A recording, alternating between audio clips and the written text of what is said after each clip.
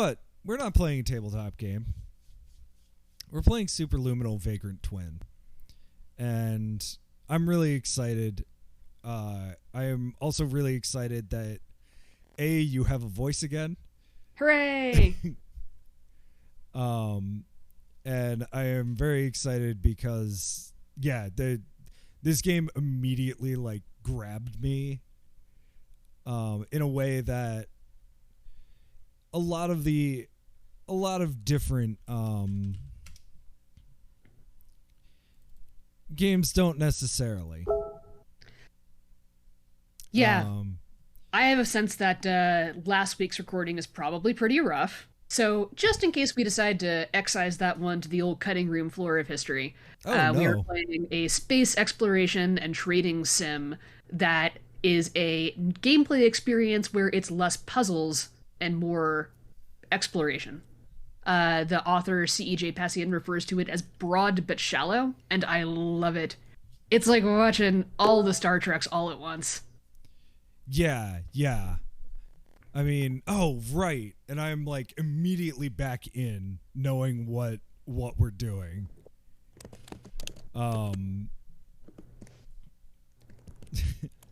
So that is also awesome. If I remember right, there are also logs, because I did not take notes on this game, unlike most of the games that we play, because there was such a deep and useful log. Man, there are a few things that we have come to in these streams that, as far as IF features, none of them are traditionally necessary, but if you have them, I will stand your green forever.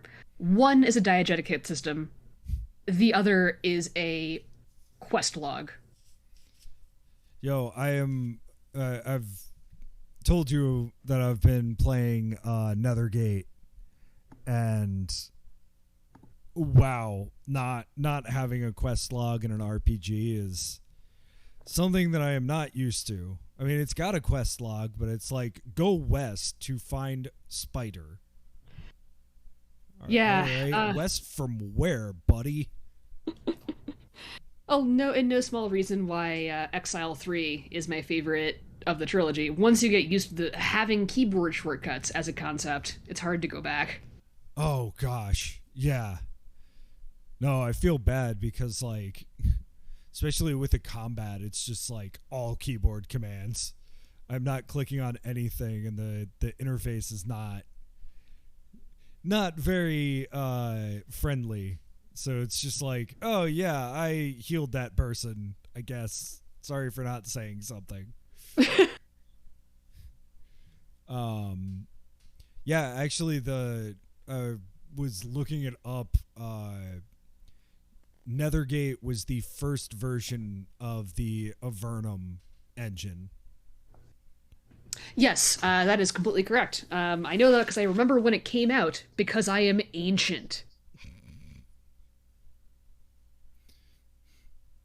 Okay.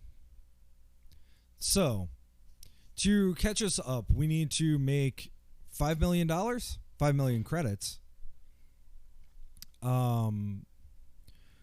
We can bum around in the... I forget what it's called, but the Federation space. We can bum around because there's warp gates. And we don't use fuel. I want to say we are outside of that right now on the surface of Xanadu. You know what? Do we remember? I do now. It's our inventory. And we can read our log? Our ship's log. No, we can read our map, and that'll tell us everything within the Diasporan Commonwealth. There we go. Pearl, Storm, Campson, Signet, Nereus, Scotty, and Autark. Okay. We can read the trading log. Oh, and we have some other things. We have some people in our crew. We have yourself, Dr. Pico G, Aurea, and Simon. I think it's supposed to be just Simon, but all futury. I love it. He's a skull in a spacesuit. We have the heat shield installed, which means that we can land on planets with atmospheres. We have the ion booster, which let us get out of 6th place in the race. There have to be more items to get us to be able to win the race, and that is on the top of my list as someone who, whenever I play Knights of the Old Republic, have to win all the swoop bike races, even though it's like one of the worst parts of that game. We all have our foibles. Look, I will go to bat saying that the best part of Final Fantasy X is Blitzball. Oh, I love you, but you're allowed to be wrong. Speaking of love, one of the things that I adore about this game so much is not just the kind of side quest structure, right? Broad but Shallow applies not just to like the exploration you're doing in the world, but like also there are thousands of trading subquests. That's exaggeration. A couple dozen, right? You scared me there. I was like, oh no, I must 100% this game.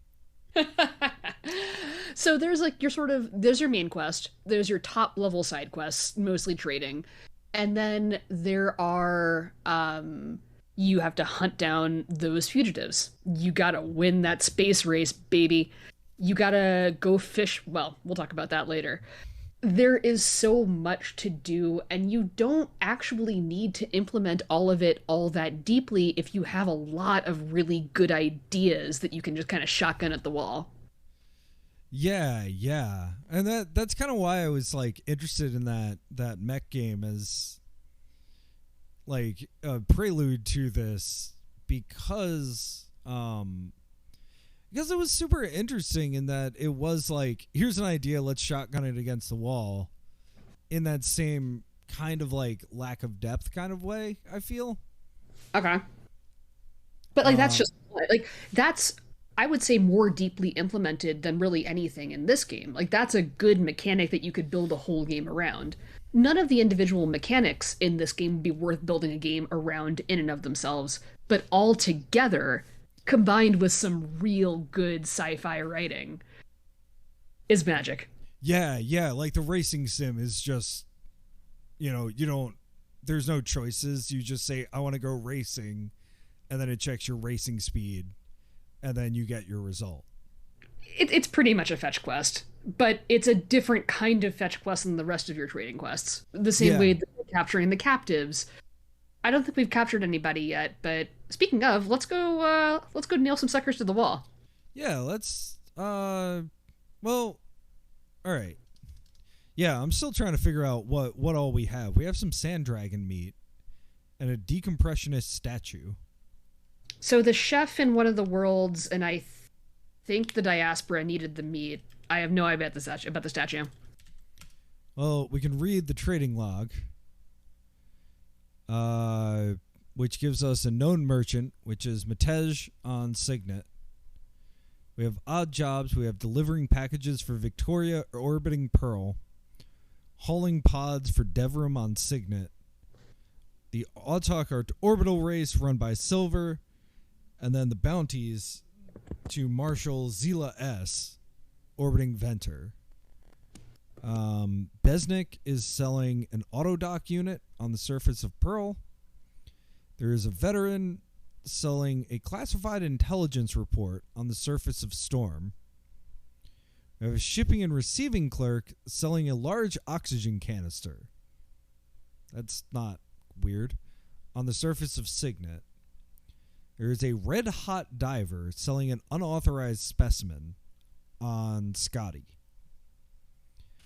And then we have coastal nomads on Campson, a nervous woman on Nereus, Chef Aelin on Scotty, Chef Jason on Scotty, and some shell-skin immigrants on Venter. And yes, we have some sand dragon meat, which would go to Chef Yason, and a decompressionist statue, whatever that means. We might not have found the buyer for that yet. There's still a lot that we haven't explored. I think the shellskin's one of the oxygen tank, by the way. Oh, right. And then, what is it? Bounty. Can I just say read list? Yes. Okay. And then read list. We have met some of these people. It's the Imago Republic most wanted fugitives. Arrest on site and turn over to a marshal at Venter. Successful bounty hunters eligible for visa chip. This is by far not the only game to do this, of course. But I think something about the brevity and the restraint of the descriptions and worlds you go to. When I got this list, that oh shit moment, oh my god, wait, I can get 50k for Rella? Huh. Wait, Rella's a kidnapper? What? Yeah. Like, what? And when we do that, I will ask the question that I will ask. But first, we're on the surface of Xanadu. It's a lone hyperspace conduit to hub. Stands at the heart of parched scrublands and bare hills. The surface is deserted, but for the odd, simple obelisk standing stark against the sky. Each marks an entrance to the subterranean facilities where stacks of bodies and brains are plugged into a virtual reality world. A visitor's port will let you jack in temporarily. Dream Queen X sachets through the deepest corridors. Mirek has been plugged in. So we can't plug in yet because we don't have a head jack. Can we talk to Dream Queen? We can't jack in? I don't think so. I'm going to try anyway. Well, fine. You need a head jack to do that. Yeah. Let's talk to Dream Queen X. She trails neural connector cables like fairy tale hair. Her silver face is fixed and expressionless. The sleepers dream deeply, but they are not solipsists. I control the entry of external stimuli into their world. If you have new stories or myths, I will compensate you suitably. So we can sell stories to Dream Queen X. Talk to Mirek. He's beyond meat space communication now, thankfully. I think we helped him last time. Did we? Was he one of our fugitives? Yeah, you know what? He was somebody, we had him on our ship. And that's why we ended up here. Not our fugitives, our travelers. Yeah. He was our taxi, our Uber client. All right, well. That might be why we have 33,000 credits. We can't seem to do anything much here right now, so let's launch and see where we can go. Yeah, we can go a lot of places.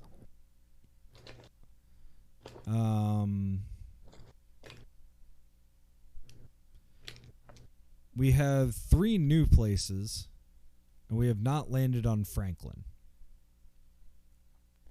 Where was Chef Yason?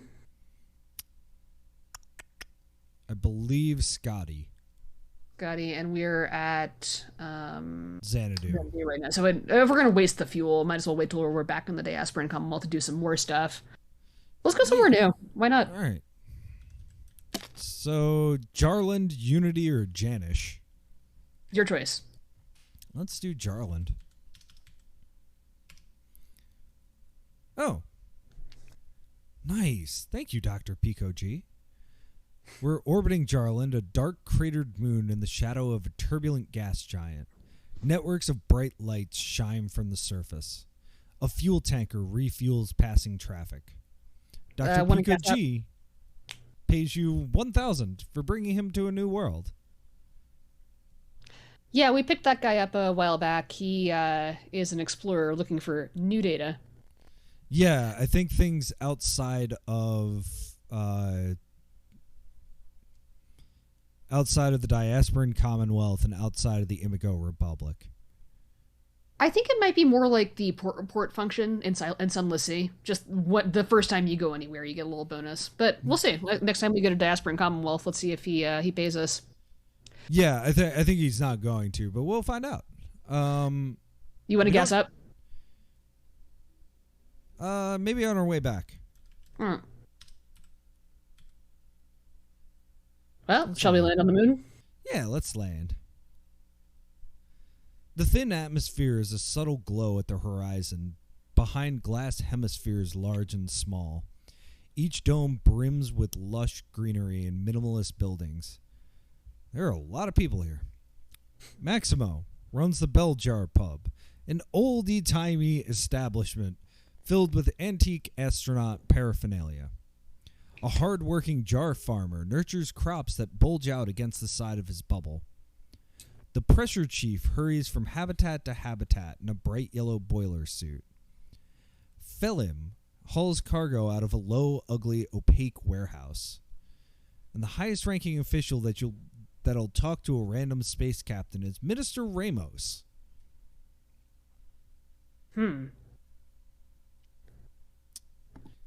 I do not even know where to begin. Who the hell is Maximo? I want to go to the bar. Yeah, awesome. Maximo's arms are tattooed with rocket engine blueprints. He winks and pours you a drink.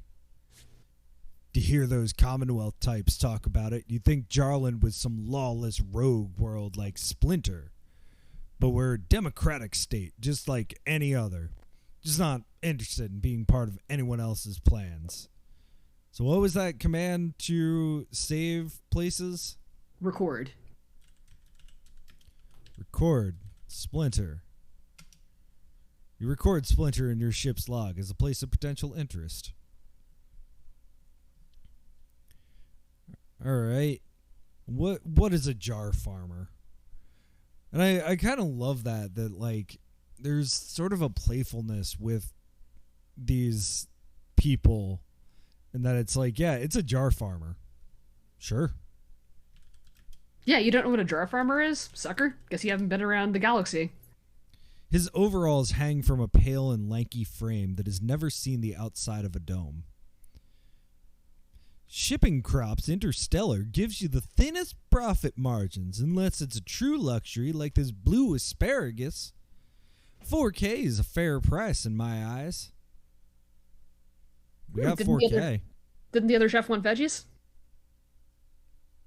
Yes. Buy asparagus. You buy the blue asparagus for 4K credits, leaving you with 30K credits. All right, who else do we have? What is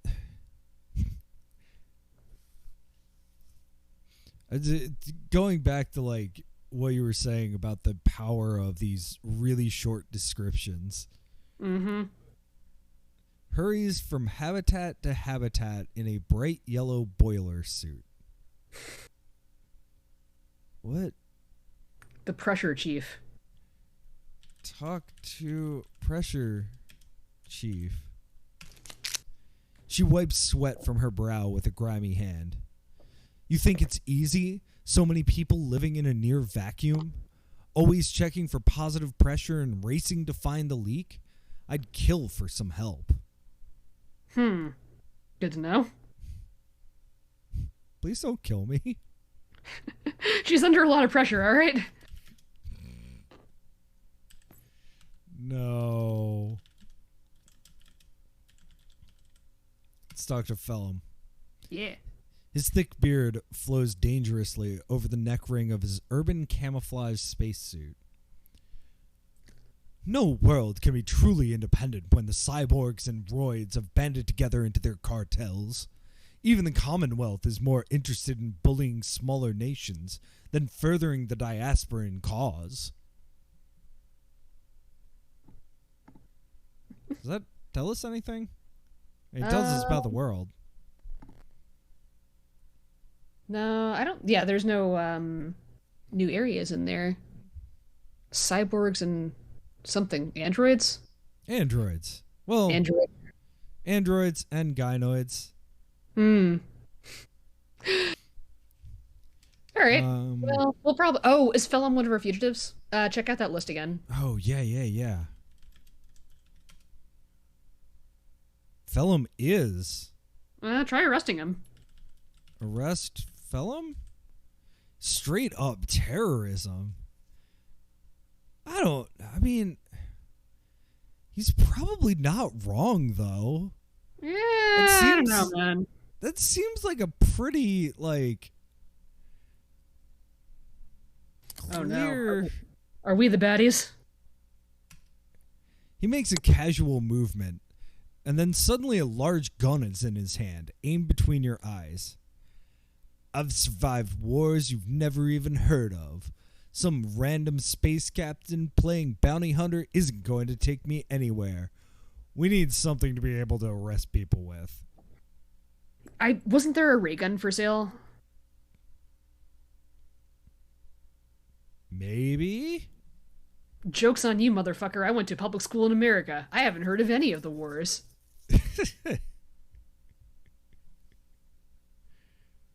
Alright, Ramos is the last one. But good to know.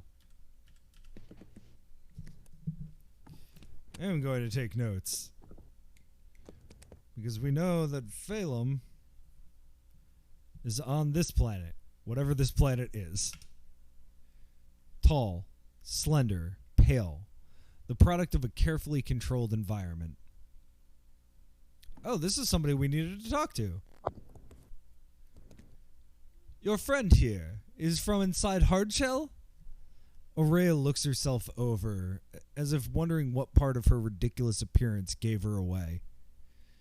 You knew Prex? I met him when he first arrived. It was pretty big news. Is he still here? I need to speak with him. Ramos shakes his head. He never settled in. Claustrophobia, sort of. Terrified of getting cut off from the universe. Though thought he'd feel closer to the vacuum living in a dome, but it wasn't enough. Where is he now, please? A nomad world ship passed by some time ago. Prex talked his way on board. I think they were stopping by Source 3 for supplies, then heading off away from civilization. No idea where you'd find them now. Record. Source 3. Okay. Neat. So we got 2 more places to go. We bought some asparagus. Mm-hmm. And we got owned for not having a weapon. So where do you want to head? Let's get some gas. Refuel. All. Let's look at the map. I do want to go to Splinter. Did they then mention that as what, is that one of the Android worlds? No, that was like the terrorist world. Seems like a safe place to go. Maybe we should go to like Unity, which seems safer. Yeah, I mean, fortune does favor the bold. It does. No, there was something interesting about Unity though. Let's go check that out. Okay. Impact craters have thrown bright dust across the bronze surface of this planet. The relentless red blaze of the swollen nearby star has stripped any atmosphere it once may have had. Dr. Pico pays you 1,000 for bringing him to a new world. I guess land. Let's see what's down there. The settlement on this world is enclosed within thick, windowless radiation shields. The buildings are square, orderly, and undecorated. The smiling face of Leader adorns his towering residence. You do your best to avoid the secret police agent that shadows your every move here.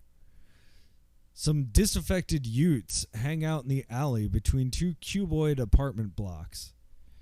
The otherwise deserted landing pad is swept clean by a worker in a gray boiler suit.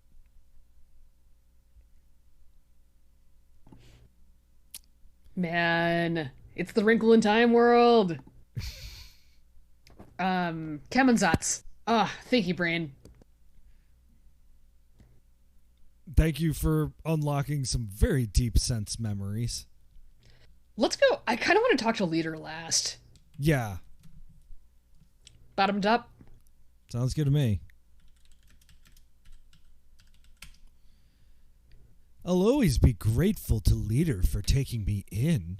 I'll die before I go back to Jag. Jag. Record Jag. Jag recorded. Talk to Utes. All gray boiler suits and shaved heads, tagging the wall with crude graffiti. One turns to you with piercing green eyes. You don't have to pretend. Our tags are awful. But this isn't the place to come see great art. If someone were to bring us art from the outside, we'd be grateful. Hey, man. You know what? I have a statue for you. Hey. Decompressionism? Dated, but it still flies here. We'll just take what we can get. 7,000? It's all yours, dude with the rude dude. Hey, all right. We got monies. Yeah, boy. All right. Yes, let us confront the secret police agent. This will go well. Don't we have a declassified, some kind of intelligence report? No, we know where to get one. That was before we landed with like $35,000. Interesting. Because it was only like 2,000, but it was like, do we buy that or do we buy 2 more units of fuel? We should probably buy fuel. He tries to look casual as you approach. Greetings, outsider. I hope you are keeping your strange ideas to yourself. Okay. Please stop following me. Oh, I wonder if there is that ray gun, if we can just be like, shoot police agent.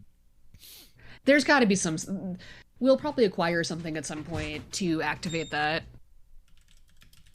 All right, talk to Leader. Yeah. A guard turns you away. Enough foreign assassins have taken advantage of Leader's hospitality in the past. Never again. Do I look like an assassin? Just got beat up and my lunch money taken the last time I tried to arrest somebody. Alright, fine. Fine. I guess launch? Yeah. And, alright, we have 4 fuel. Let's jump to Janish. Nice, there's fuel here. Good to know. Yeah, we still got some gas in the tank. Yeah, I'm not... Just good to know. Always good to know.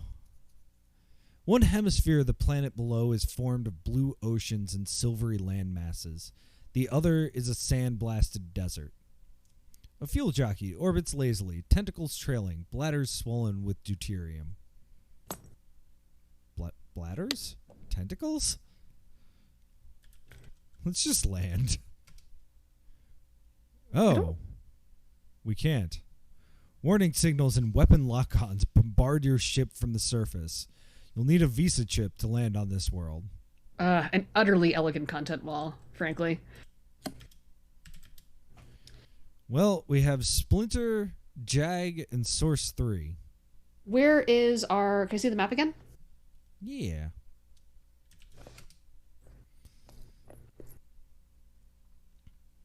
So we do need to land on Franklin still. Source 3 is our next stop for the, quote, main quest line, but I'm having such fun just bopping around. Yeah, like with so many of these games, it's more about bopping around. Oh, yeah. The only thing about this that isn't like those privateer games is that there's no ship-on-ship combat, at least yet. I mean, one of my favorites, Agnieszka Traska, I so apologize, 4x4 Galaxy, and then 4x4 Archipelago. I keep telling you to play 4x4 Archipelago because it's a masterpiece, and it is. I've played a ton of it. Oh, nice. Yeah, well, she published 4x4 Galaxy, I think a couple of years before, right? And it's a masterclass in proof of concept to polished work of genius. Yeah. That's kind of what I was talking about with, like, watching people get better at their craft. Mm-hmm.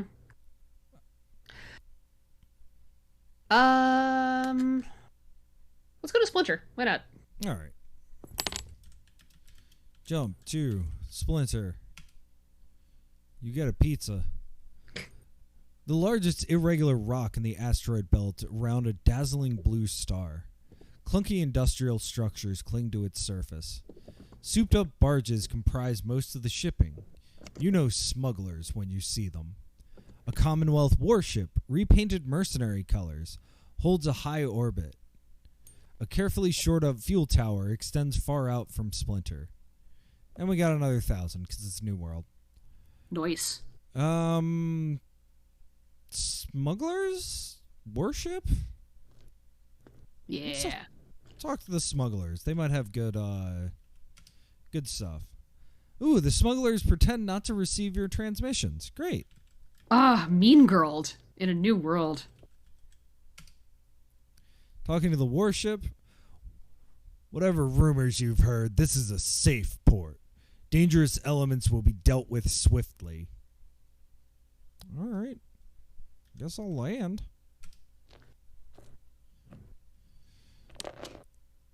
Gravity is a weak tug towards the floor of these cramped and functional corridors. Every so often, a path opens up into a glass-sided observation gallery, crowded bar, or chaotic market. There's no real law around here, but Sheriff Young keeps people from killing one another. Mostly. A deep space explorer nurses a drink in one of the more secluded establishments. A sickly amalg haunts the maintenance corridors, wrapped in rags. And Cal Y watches the coming and going of the loading docks. Cal Y is on our list. I'm going to choose to believe that's pronounced Callie.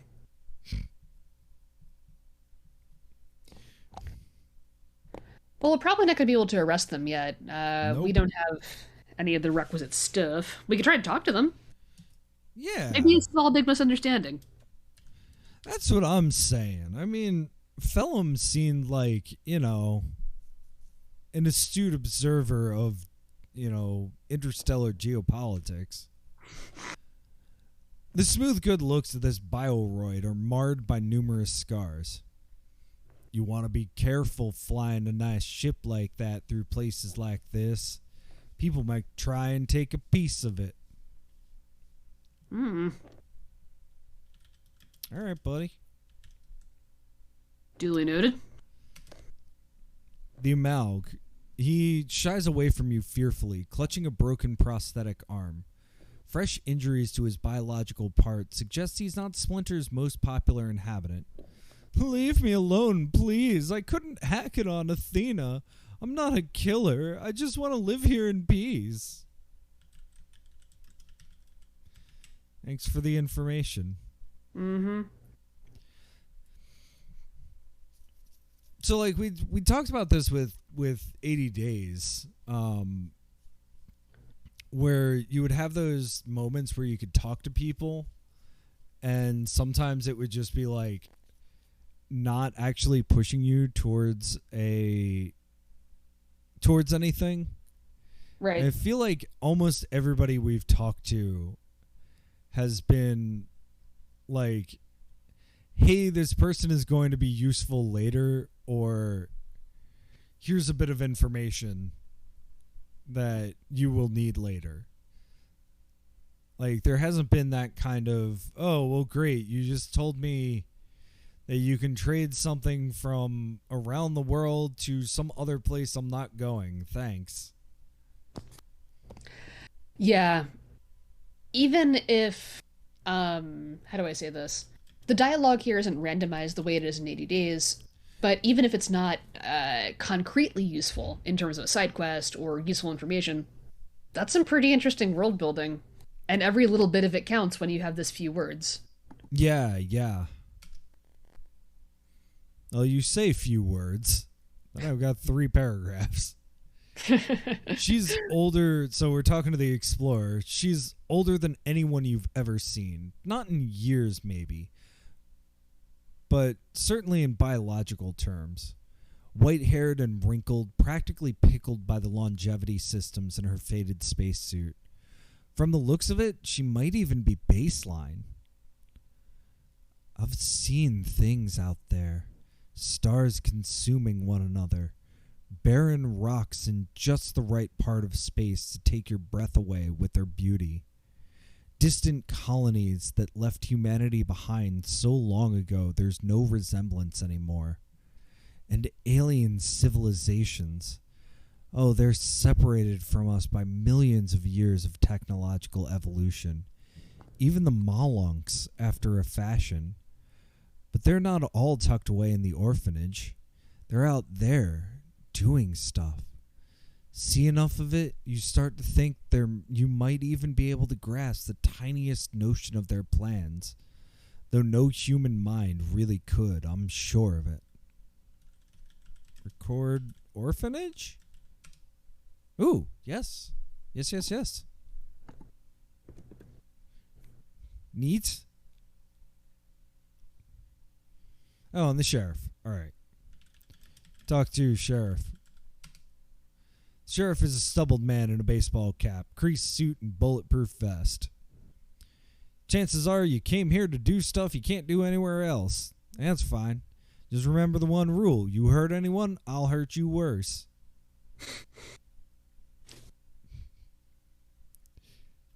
This is a sci-fi concept that I have a real soft spot for, and you don't see really all that often because explaining it away requires a lot of sort of Star Trek-y hand-waving, right? But the idea that FTL travel, especially like the more crude forms of it, ends up with people kind of coming apart in time, getting disconnected from time, because you have to kind of live through that biologically as well as put in the travel time, is delightful to me. And again, going back to the brevity of this, you can just kind of throw that idea out there. Am I going to explain it? No. Screw you. Like, yeah. No, it's interesting. Like, they don't talk about like any of anybody's age or anything like that. And then just the line, like, she might even be baseline, is like, oh, and this is a huge concept of the world explained so succinctly. Yeah, man. To have that elephantitis of the word count is my affliction as a writer. To have this kind of self-restraint, I'm frankly jealous. Yeah, I totally understand the the concept of I did not have time to write a shorter letter. Who else we got here? I think that's everybody. All right, anything else we can do? Nope. Oh, that's boogie.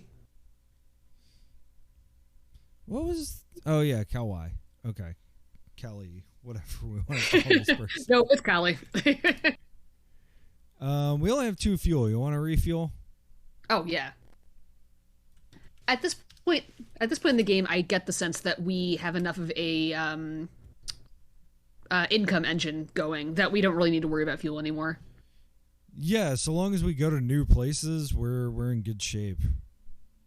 Speaking of map, we have Jag, Athena, and Orphanage.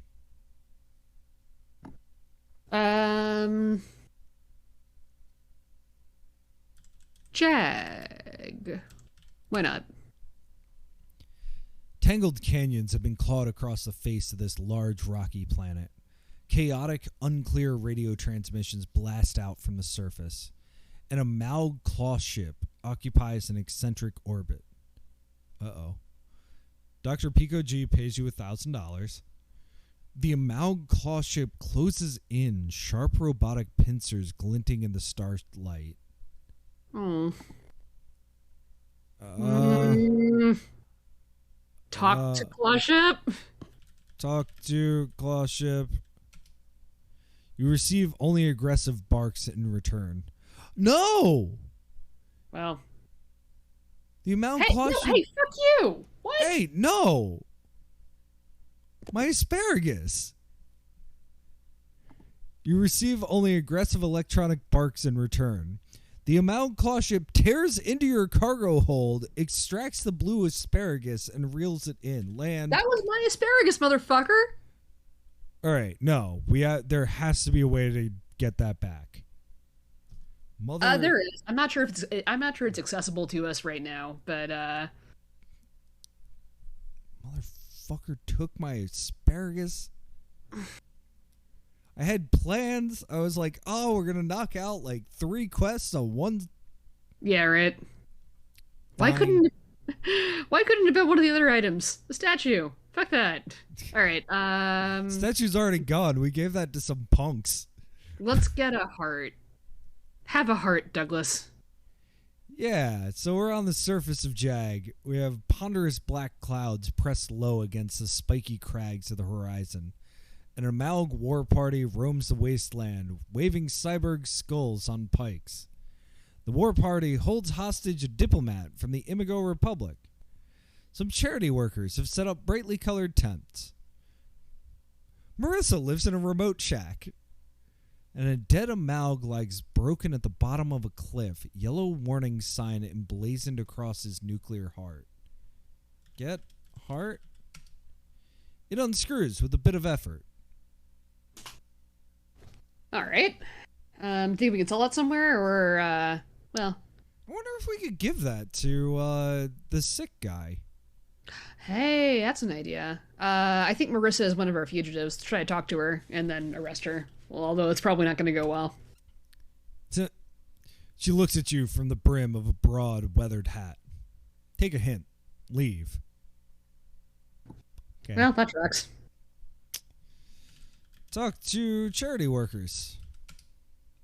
They're all diasporans in blue t-shirts. Those warriors are dangerous. Never forget that. But most of the people here are living desperate and unhappy lives. We do our best to try and make things better, though what they really need here is reliable medical practitioners. That sounds like a side quest to me. This is why I am really glad that you're playing this with me, because I'm just like, oh, that's sad. That's probably true. Talk to diplomat. The Amalgs holding him hostage aren't too keen on letting him socialize. Talk to war party? I mean, see how it goes. One of their number has an antique vocoder. She steps forward, dangling bones clacking at the hem of her battle dress. Negotiator, hostage 1 piece for now. 50k credits. Unfortunately, you only have 34k. This seems like a whole ass problem for another time. Yep. Launch. No. We're gonna jump. Jump to Athena? the orphanage. Yes. Orphanage. Orphanage. Please, sir, may I have some spaceship fuel? No. Unknown coordinates. Because I spelled orphanage wrong. All right. We will deal with this another time. I'm very angry. Where's that Jag? Yep. Look at the map for me real quick, because I'm pretty sure Jag, like the amalgamation, the galaxy of the Cybernauts and whatnot, are all linked together, so we can go back and bop around like that subcluster. Jag is just an other world. Huh.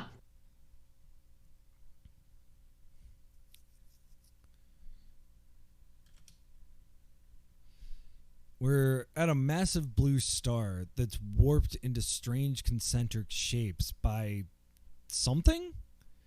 It's difficult to tell if what you're looking at is physical or a complex optical illusion.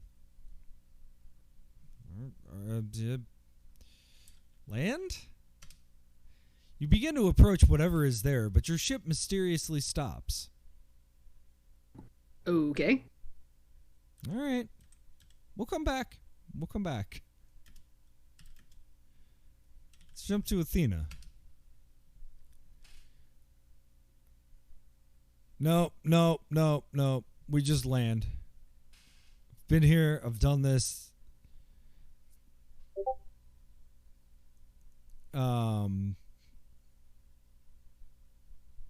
Alright. Space junk crowds around a planet of dark clouds and oily seas. An Amalg war junker tries to blend in with the garbage. Dr. Pico pays you $1,000. The Amalg war junker closes in, locking onto the cargo hold. No, it doesn't land. That's right. Surface of Athena. The air is a haze of toxic pollutants. The skyline a jumble of stolen architectural styles. Wet rubbish and rotting biomatter squelch underfoot. Oh, hell yeah. Fireballs periodically burst into the air from the eye sockets of a giant metal fuel skull. Bring up the horns, baby. Sitting on a towering throne of broken cyborg prosthetics is the exalted Peacekeeper.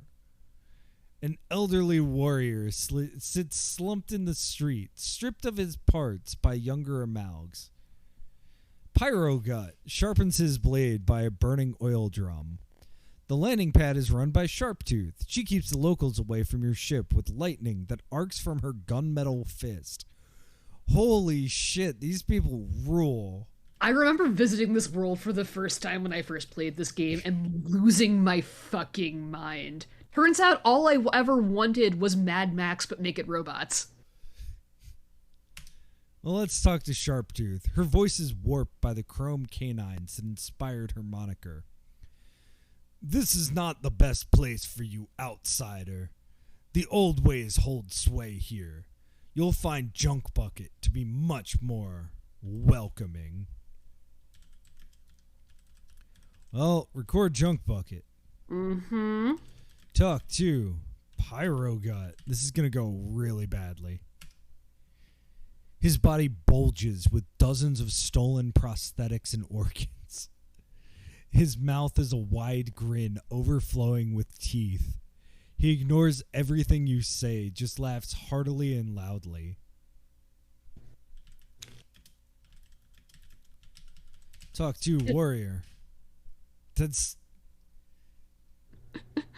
a wide grin overflowing with teeth is a lot. It's a lot. The warrior lifts his head with the hiss of escaping hydraulic fluid. Don't pity me. I've led a glorious life. I crewed the war cruiser of Viscera herself. Now she fights on at Chimera while I nourish new generations. Oh. Cord Viscera. Okay. Do we have Chimera as well? We do not. Oh, Viscera is a person, I imagine. Oh, yeah. All right. You were about to say something before I very much enjoyed this warrior. Oh no, I was going to make an Invader Zim reference, as one does. It's often been remarked on that Nickelodeon had no business giving Jean and Vasquez a TV show. They did not. I'm glad they did, because, for all of the Hot Topic or Monkey Cheese annoying stuff that came out of it, there is a couple of episodes, one notably where Dark Harvest, does it ring a bell? Not offhand, but continue. It ends with one of the more extreme pieces of body horror that I could imagine, especially being on Nickelodeon. Organs are involved. Anyway. I mean,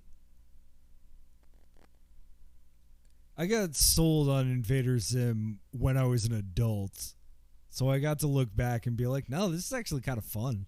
Like, no, it is genuinely good. I will say it holds up. What's the Peacekeeper guy's name? Yeah, the Peacekeeper's voice rasps from between the teeth of a matte black skull. We are monsters, yes? We cannot be reasoned with, but we can be bought. A protective emblem for your ship. Wherever you travel, Amaugs will respect it. 50K, many credits, but our favor is priceless. We should buy that as soon as we can. Yeah. No, I'm not looking forward to losing all of my shit. And then, get Skull. Oh, it's just refueling. Well, let's do that.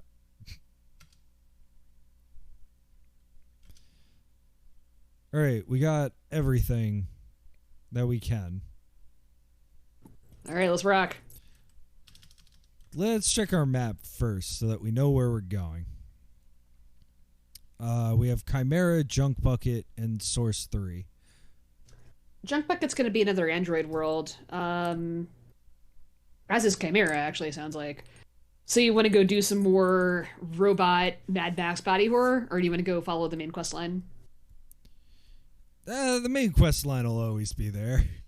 All right. Well, Junk Bucket then?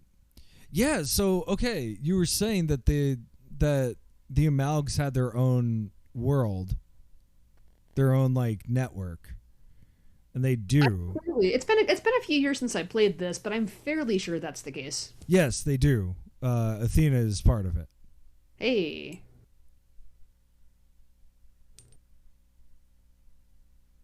Okay.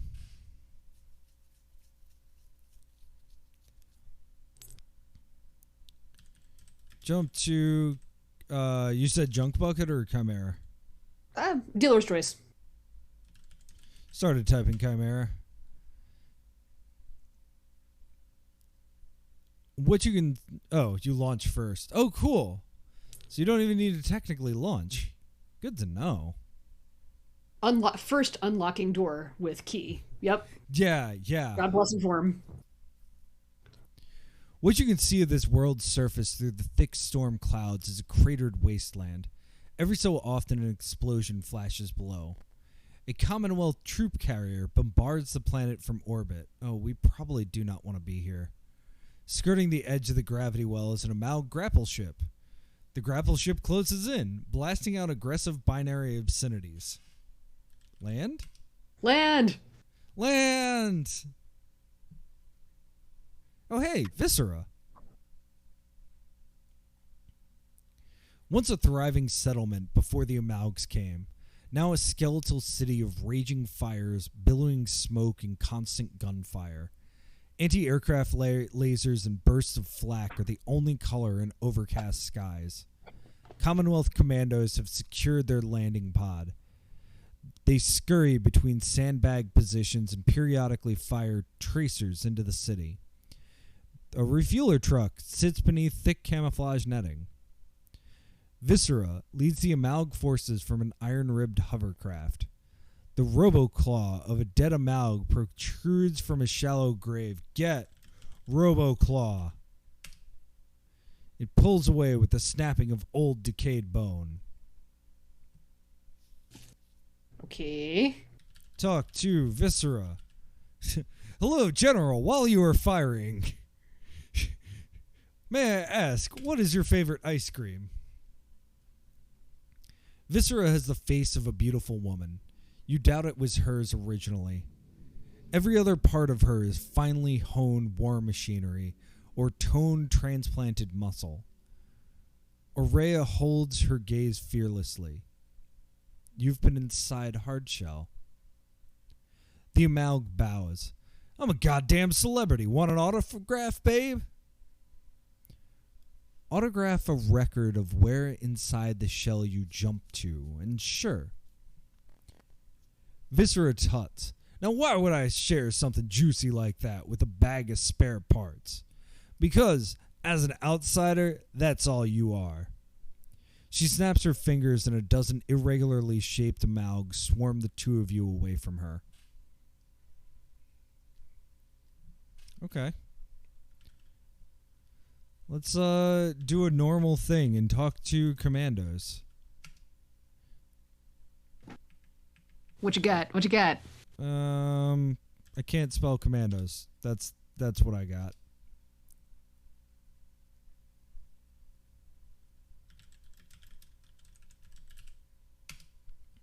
Their officer narrows his eyes at you. Are you sure you didn't take a wrong turn somewhere, Captain? All right, that's fine. That's fine.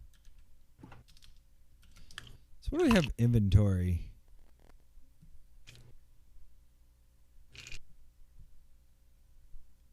What? Okay, wait a minute, J-Ram. J-Ram. What exactly is badassitude? It's exactly what it sounds like, my friend. Is that meaning implanted inside me or inside my ship? Let me put it this way. You have a humanity score at the end of the game.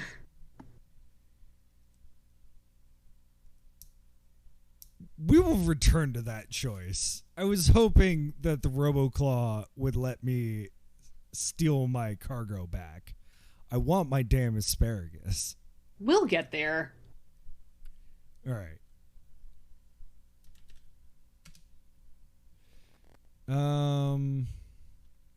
We have Junk Bucket and Source 3. Or we could go back and spend some of these credits. We're up to...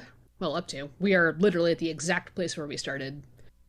Why don't we head back to the Diasporan Commonwealth and visit our buddy, the entry-level merchant, whose ship we can probably buy now. Yeah.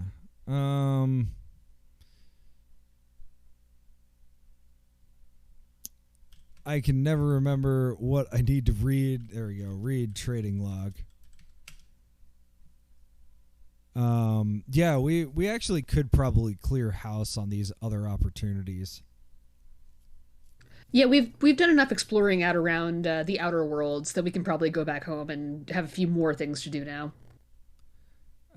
Signet. That's where we need to go. And maybe we can haul some pods for like 1,000 as well. All right. Jump to Signet, because there is no way that I want to deal with this. Yes, you launch first. We're orbiting Signet. It's a gray, airless, and cratered. Its surface is nevertheless dusted with countless lights and scarred with broad highways. There's a fuel rig. We have Grayson and a traveler, but we have talked to both of them. Land. Yes. Let us talk to Matej. Back for more, Captain. That fine ship of yours deserves the best. Here's what I'm selling.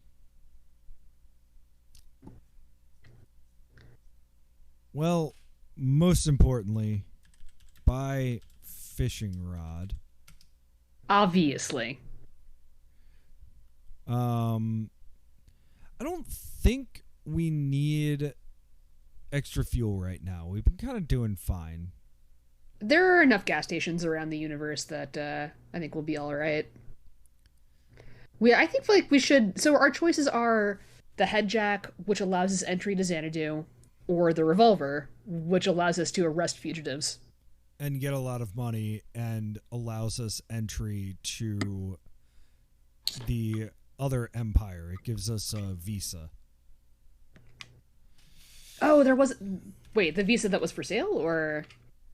No. By successfully capturing somebody, we get to we get a visa. Of course. Well, Nick, I feel like the revolver is the smart investment at this point. But I want to go on the internet. All right, yeah, we have bought the auto revolver, which means that we can very quickly go deal with some of these people.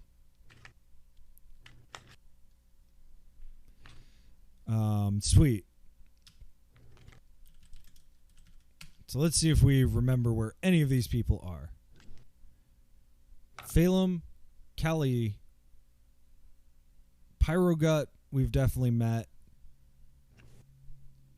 Rella, we have met. I do not remember where. Luciano, we have met. I do not remember where. We've met a lot of these people, actually. I would go for the ones with the lower rewards first, because I get the sense that the ones with the higher rewards will probably require something more than just a basic gun. Okay. That's not actually a memory from this game. That seems like the logical way to do it, but... the only one that's low that I know we have met, I just cannot remember where, is Luciano. That is, I think, in the Diasporan Commonwealth, actually. You want to hop around these worlds a little bit, if it won't cost us any fuel, just see if we see him? Yeah. Let's launch. Let's,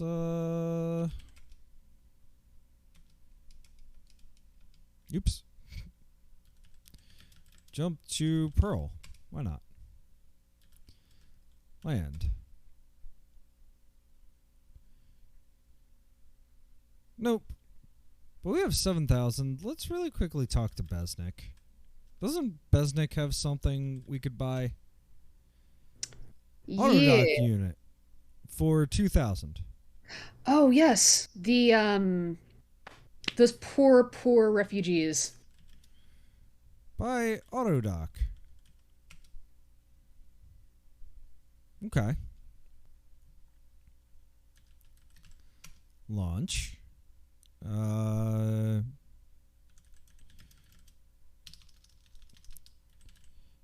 Zero memory whatsoever. Jump to Kamson.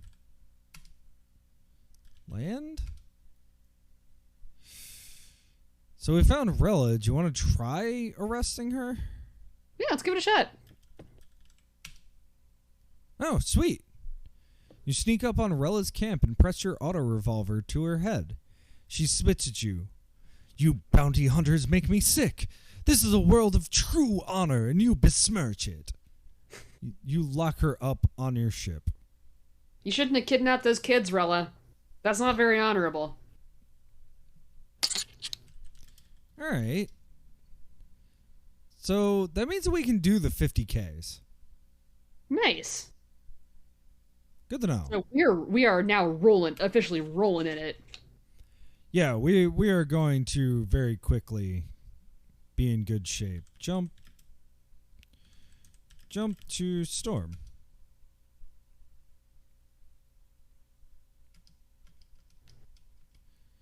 Yep, no interest. Land. The homeless veteran. What did he have? Oh, 5,000. No. We cannot go to $0. That seems yeah. We will have money in time.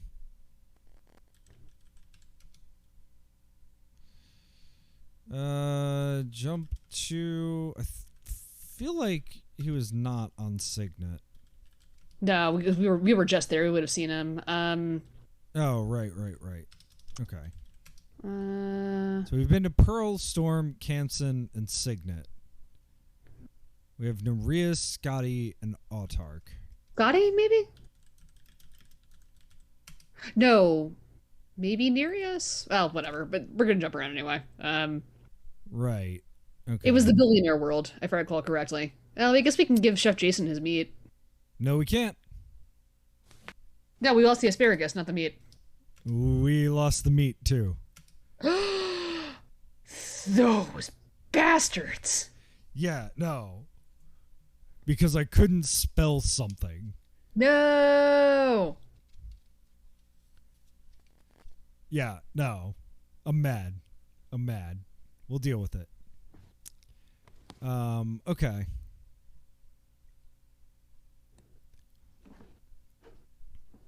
We'll jump to Nereus. Land. Where is this person? What the hell? All right, they're still... Ooh.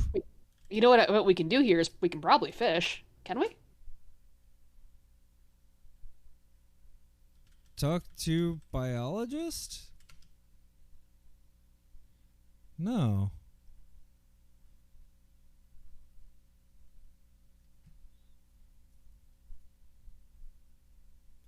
Talk to surfers?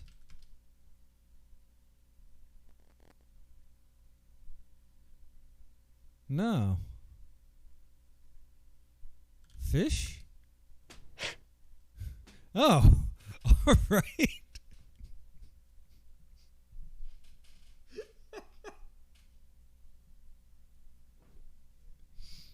Standing on the beach, the aliens surf between your toes. You cast your fishing line into the sea.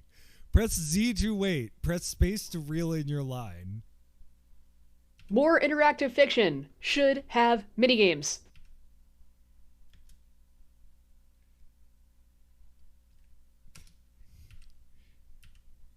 You feel a tug on the line. Reel it in.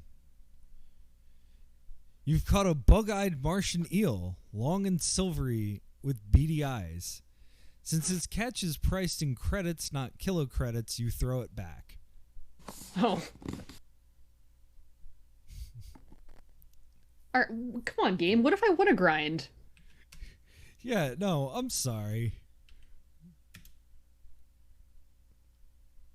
You feel a tug on the line. You reel in your fishing line. You've caught a Kevlar armored propeller fish.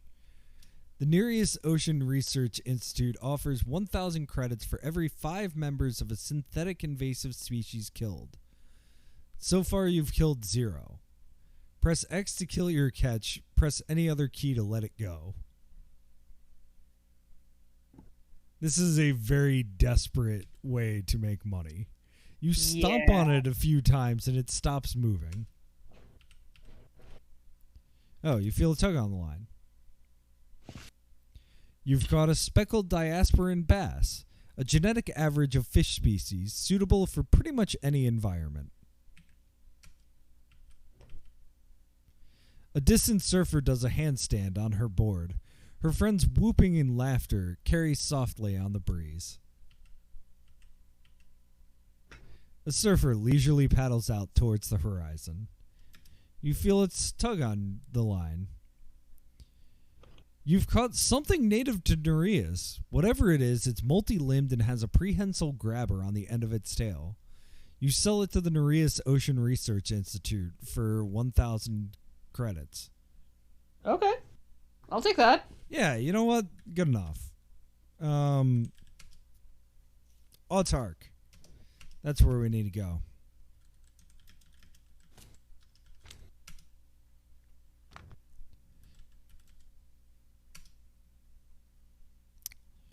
Arrest Luciano.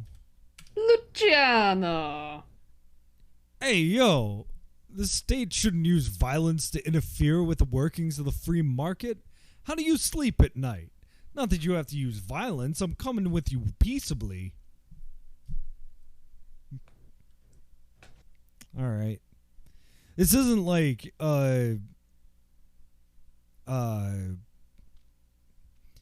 goat, alligator, grass puzzle with the arrestees, right? I'm sorry?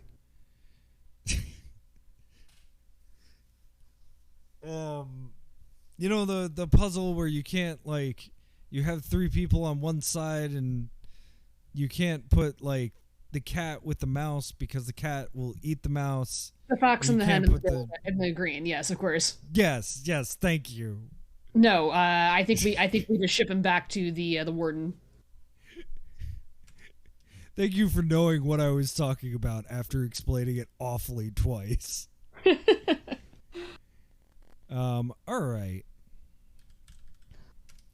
Oops. Read list.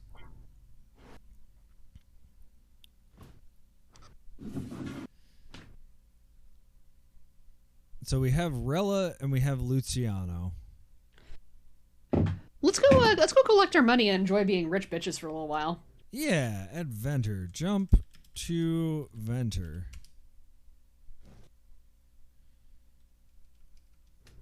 Talk to Marshall. Oh, okay. Give Rella to Marshall.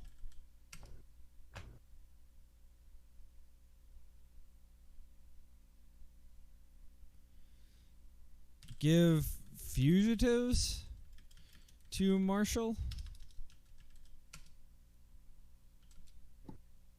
Can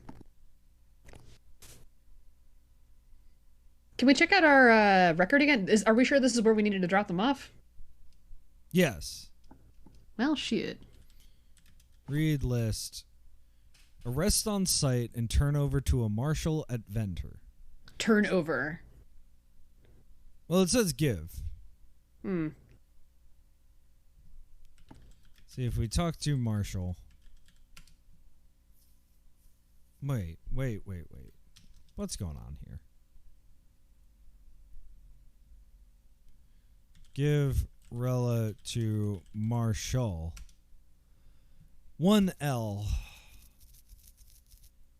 The Marshal's remote deputies collect Rella and transfer you your 50K credit reward. Enjoy your blood money, scum. You're one to talk. Rella hisses at you.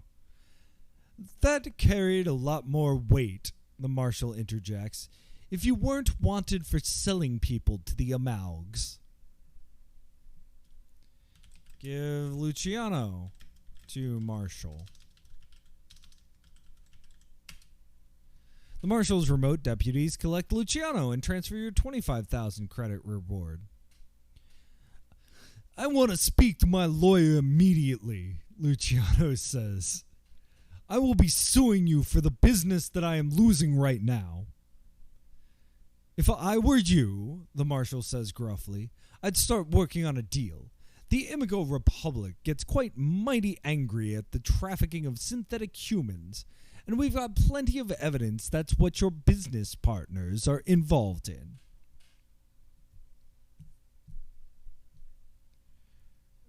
You want to go to Splinter and pick up Callie? Yeah. We should probably get some gas. We can get gas here.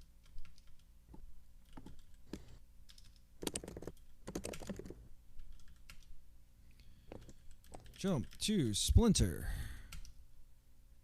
Land. Arrest Callie. You approach Callie, aim your auto revolver over his head and fire a warning shot. Within a few seconds, the loading docks are deserted apart from you and your quarry. He tosses a blade away. I know better to bring a knife to a gunfight, but I gotta warn you, you'll regret this. You stow Callie in your ship's brig. And where the heck were we when we started? Because Felum was on that list. That is an excellent question that I do not recall the answer to.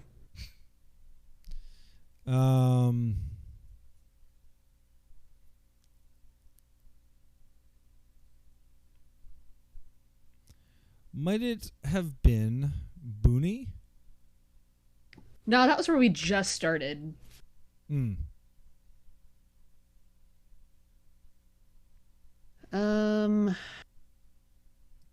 We were in the diaspora. Were we? No, we started on... We started on Xanadu. That is not where Felum was. And he was complaining about the Amalg, so it wasn't an Amalg world. You know what? We're gonna run into him eventually. Let's get back to the main plot, because it seems exceedingly unlikely as we get later into the night that we will finish this tonight, but might as well give it a level shot, right? Yeah, we got some time. Cali, right.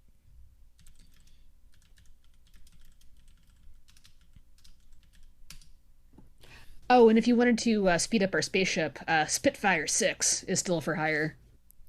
Oh, right. We have plenty of money. So, yeah. The Marshal's remote deputies collect Callie and transfer your 50K credit reward. You'll pay for this, Callie calls back to you. My crew will bust me out and we'll find you. The Marshal laughs. It will be difficult for your crew to bust you out when they're already locked up themselves, numbnuts. Wait a second, the Marshal adds. You've been a real help to the Republic, Captain, so I've authorized a visa chip for you. He shows you to the Habitat's doctor. The implantation doesn't even hurt. Oh, God, I hate that. And that's, again, coming back to that elegance of language. A visa chip. You just think, oh, it's like a passport. No, they're gonna put it in your meat. All right.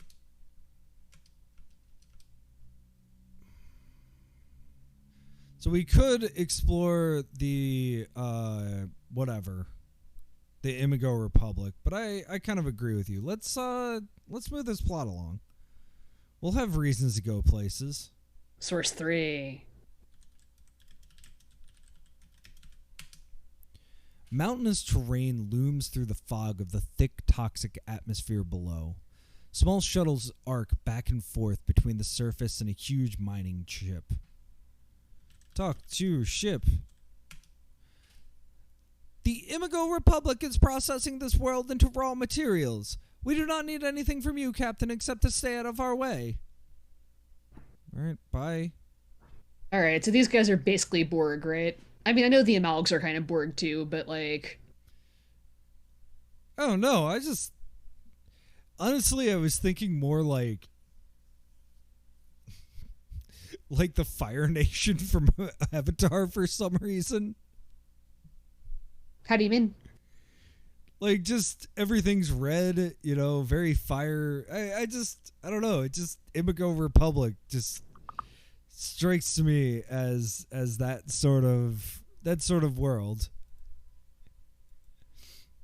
I have no idea. I think it might be Imago, which I believe is a stage of insect development.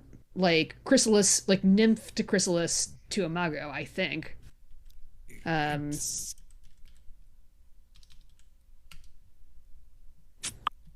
damn it. An insect in its final adult, sexually mature, and typically winged state.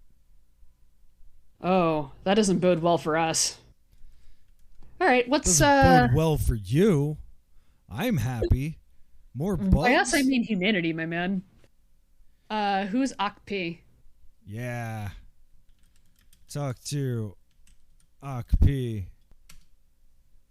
A tall, slender woman in a sleek yellow jumpsuit, made top-heavy by bulbous comms headgear. This is the part of the source process that requires the most thought-gathering thought. gathering data on where resources are concentrated, mapping the world's interior, planning where the world excavator will touch down. So you'll excuse me if I'm a little busy. I'll be quick then, Arias says. Did some nomads pass through here, and where do they go after? Why do you want to know? Lots of unsavory types would be very happy to get their hands on a world ship. My friend is on that world ship. I need his help. The attendant pushes her headgear up and takes in Oria properly for the first time. Well, maybe he really was your friend. Okay. They stopped by to trade for some rare minerals and headed off to the far reaches. A place called Gossamer, if I remember rightly.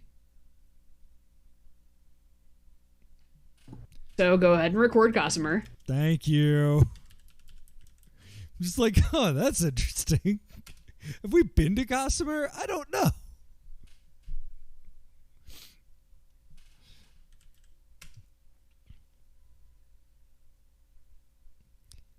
So we've not been to Junk Bucket. We could pick up that...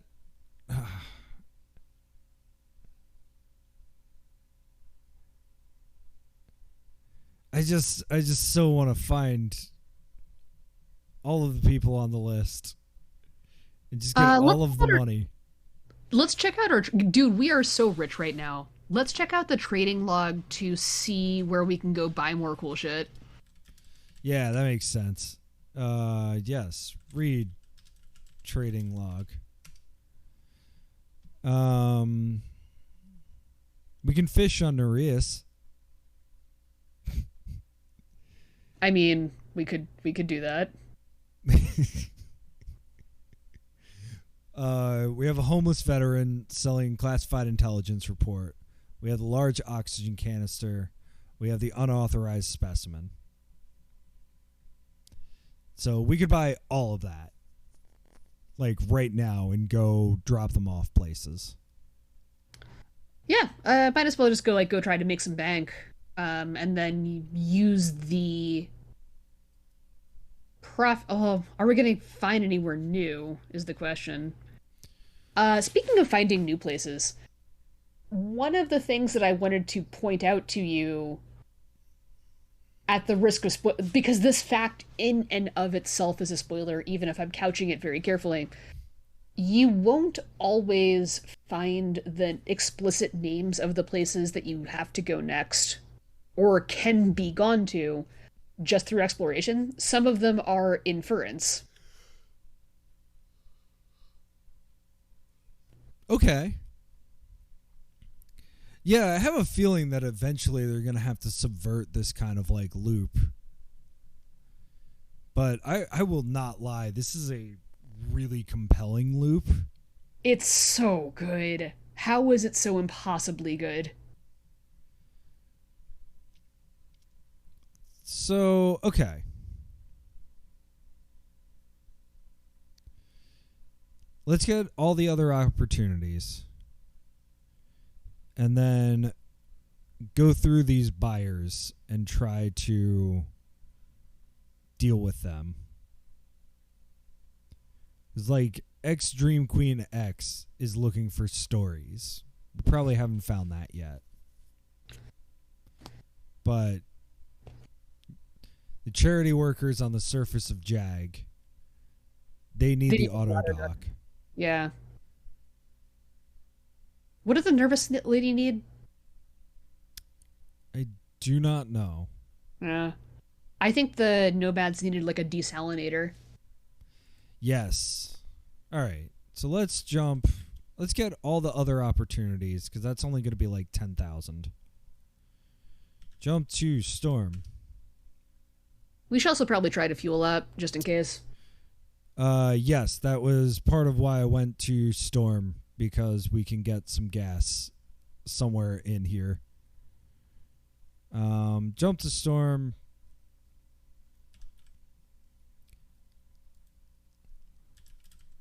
Land. Oh, we can get some right here.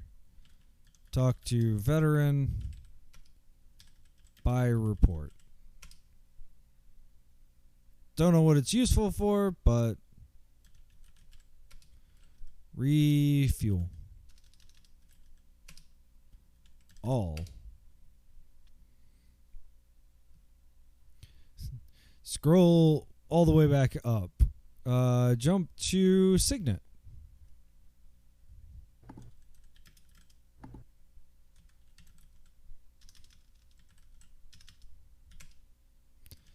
Land.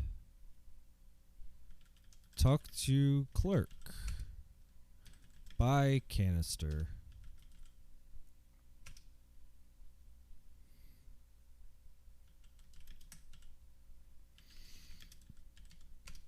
Read trading log. Go fishing. No. Jump to Scotty. Land. Talk to diver. Buy specimen. Specimen.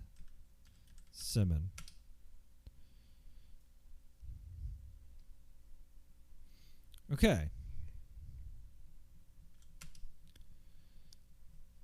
So this is what's in our cargo right now. Oh, sorry. Go. The magma diver needed the specimen, I believe. The magma diver? Isn't that who we just got it from? Oh, fuck me. I'm so sorry. Yes, that is who we got it from. No, I'm also the one typing words. So it's like a slightly different memory capacity. My attention was briefly diverted by pizza. Oh, very important. I was a good person today and made myself a very large salad. Good man. Like, I have not eaten veggies in like a while. I should probably do that. Yeah, sometimes your body just says literally just a vegetable. a vegetable, please. So we have an unauthorized specimen, a large oxygen container, a classified intelligence report, an autodoc unit. All right, the autodoc unit is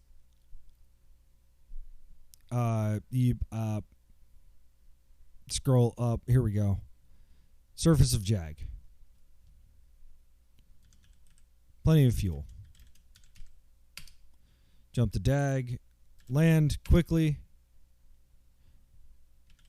Arrest Marissa.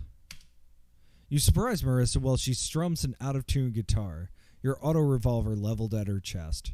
She sets her guitar down and her oversized guns. Fair enough.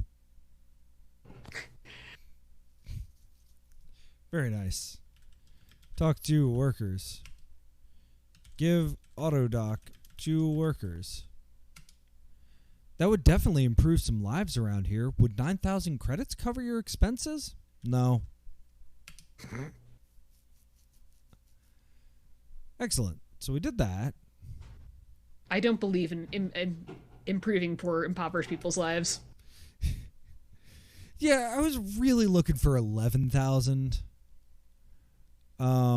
Okay, so I have a thought on the large oxygen canister. Because we read the training log. Oh wait, you said the shell-skinned immigrants needed that. I mean, my memory is clearly not to be trusted here. Because I was thinking that it was the pressure chief. Well, always looking for more oxygen. We're going to be running around anyway. Are we not on Jarland right now? Where are we? No, we're on Jag. We do have enough to free the diplomat. What do we get if we do that? I don't know. We free a diplomat from a war party. Yeah, but like, what do we get though?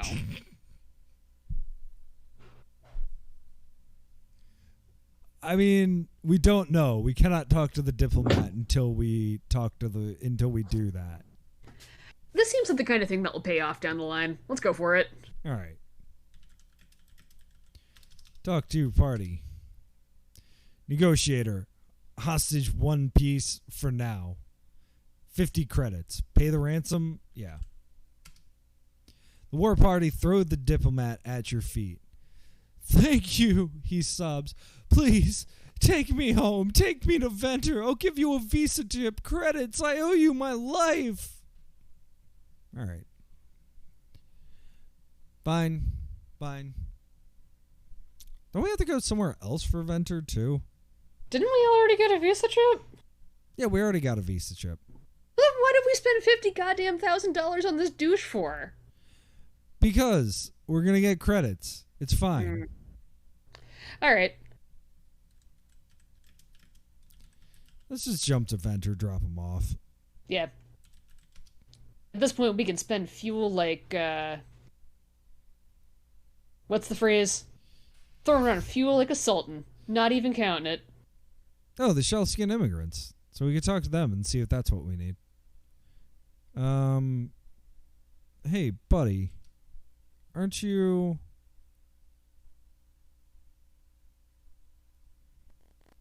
Oh, we didn't get him. We left him. Oh my god, what a flex. You're free, bye. God, that's gonna be great if, like, they recapture him and it's like... Yeah, another 50. My bad. Land. Get diplomat. About damn time. Let's get out of here.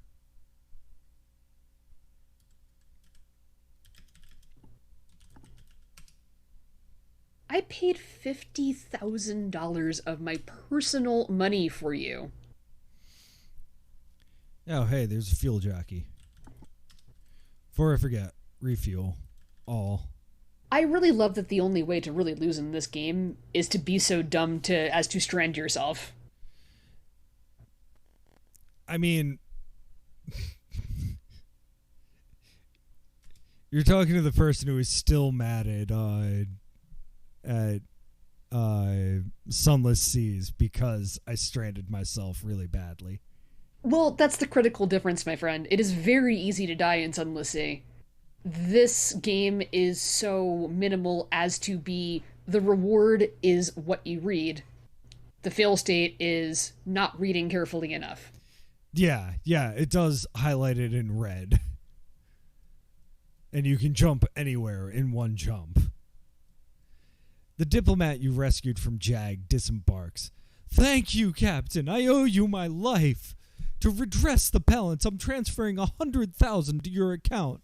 You already have a visa chip, so I won't need to throw one of those in, too. Ah, that'll do nicely. Yeah. Talk to immigrants.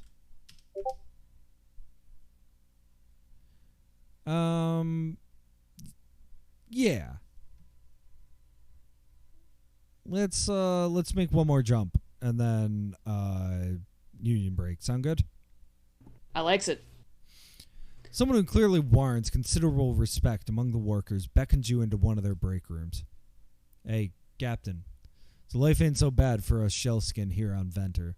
Working hard, sure, but we got visa chips at the end of our contracts. Those poor bastards outside the border ministry, though. She shakes her head. It's her smooth, featureless head. They're supposed to get help, but it doesn't always work out that way. Look, all I'm saying is you get us some oxygen, we'll pay for it. See it gets distributed to who needs it. Give oxygen to immigrants. Thank you, Captain. We can do a lot of good with this. Make sure the most needy get it when they, well, most need it. We hope 10,000 credits is enough. Yes, absolutely. So we have the specimen and an intelligence report. We also have Marissa. Well, we can drop her off. Yeah. Yeah, let's drop off Marissa and then call it. So that's jump to the place where we drop them off every single time. Venter, right? No, we're at Venter. Ah, farts. Wait, maybe that is where we drop them off. Launch? Yes, it is. Wait, she was just behind, just below you the entire goddamn time? Who was? You know what? Never mind. Don't listen to me. Give Marissa to Marshall. No. We had Marissa. Ah, my apologies. The Marshall's remote deputies collect Marissa and transfer your 50,000 credit reward. As they lead her away, she meets your gaze coldly. The Marshal shudders. She gives me the creeps, that one. Alright. So, I think we have successfully done many things in quick order. The question is, so Gossamer is the next place we need to go plot-wise. Or we could go check out Junk Bucket. Yeah, there's Junk Bucket. If we go to Junk Bucket, though, what I'd really like to do is go to Athena and get the please stop fucking with us sign so that I don't need to, like, ignore what's going on, because sometimes there's stuff. So, yeah. Let's do that. Let's do that. Athena, then Junk Bucket. But first, Union Break. Union Break. Oh, where's my timer? Oh god, my timer's not working. No. Where's my... Yes, 10 minutes. Reset. Save? Oh, okay, great. My timer's not working. Well, we'll be back in 10.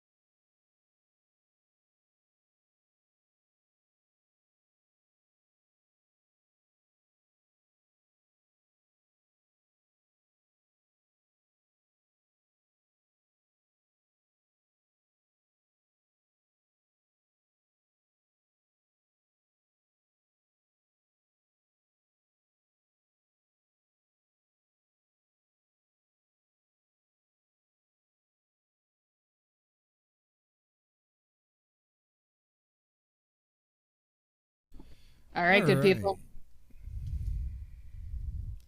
Let's keep flying around. Okay. So we said we were going to go to Athena and then go to Junk Bucket. Excellent. We can do that.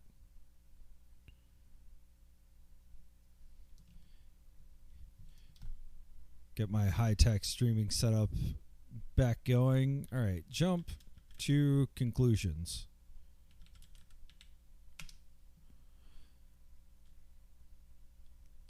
Land quickly. Let's arrest Pyrogut. You aim your auto revolver at Pyrogut and tell him that he's under arrest. There is the prolonged clatter of guns being loaded and cocked as Amalgs spill into the street to point their weapons at you.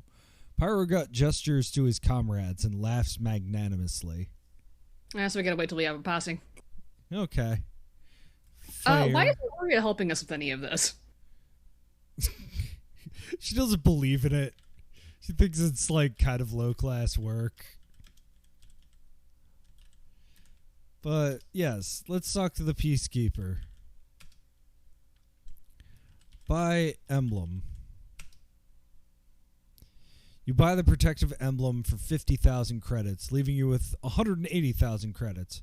You keep careful watch as Amalgs clamber over the hull of your ship, burning the arcane symbol prominently into the metal.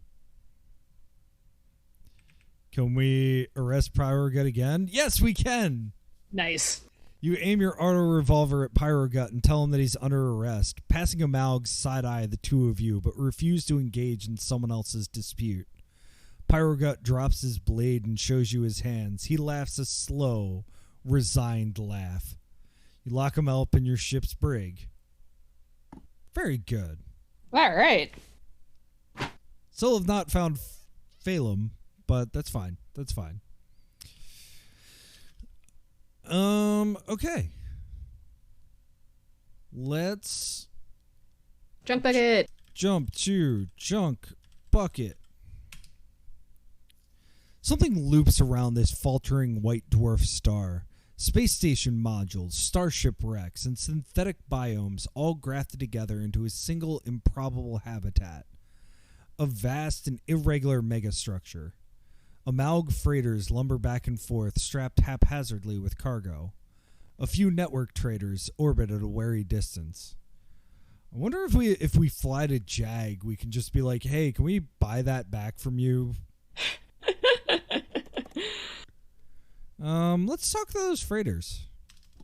Yeah. Dr. Pico G gave us another 1,000. More like Dr. Pico G money, am I right?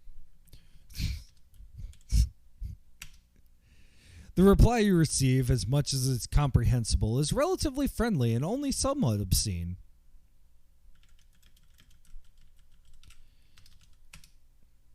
Talking to the traders, no offense, Captain, but if we wanted to trade with someone like you, we'd still be at the hub. All right, dick. Record hub? Oh, yeah. How have we not recorded the hub? Landing on Junk Bucket, a fever dream of metal architecture, plastic conveniences, and rotting leftovers. Corridors curve back on themselves, centrifuges speed and slow, varying the gravity. Two big spaces are reinforced with jury-rigged struts and cyborg body parts. Fireballs periodically burst in the air from the eye sockets of a giant metal fuel skull. Filthy, many-limbed Grimo pinches items of dubious provenance to the passing crowds. Sawbones potters around in her chop shop. Every unscheduled blackout, cacophonous music begins to pump out of the nightclub run by Half Twin. Well, we're going to talk to Sawbones because I want to buy some cool shit. Yeah. A stooped old lady, long gray hair almost to the floor, heavy-duty buzzsaw for her hand. What is this fleshy lump before me? You call that a body? Bring good parts and old sawbones will swap them in for you. Very reasonable rate. You show her the Roboclaw and the nuclear heart. Yes, all good. You want a part added, you give it to old sawbones. I don't know about the Roboclaw, but I think a nuclear heart sounds useful. Think of all the indie albums we could title.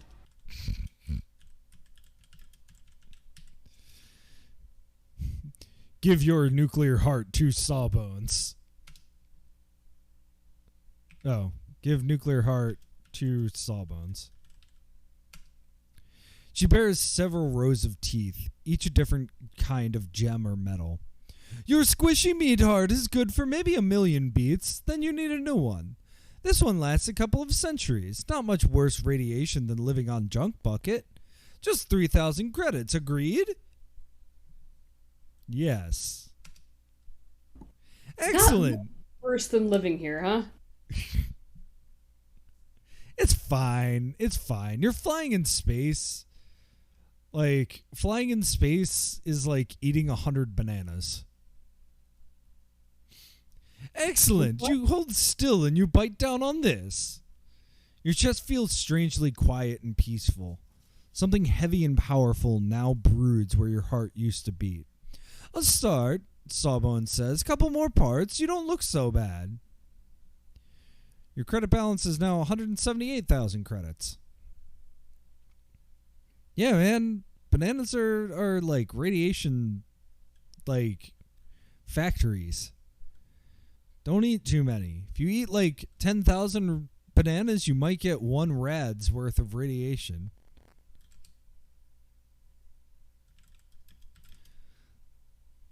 Well, that wasn't quite the kind of chop shop I expected, so let's talk to Grimo.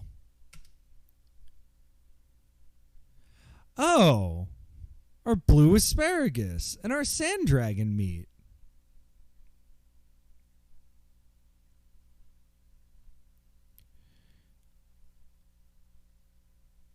Oh, this is interesting. Okay.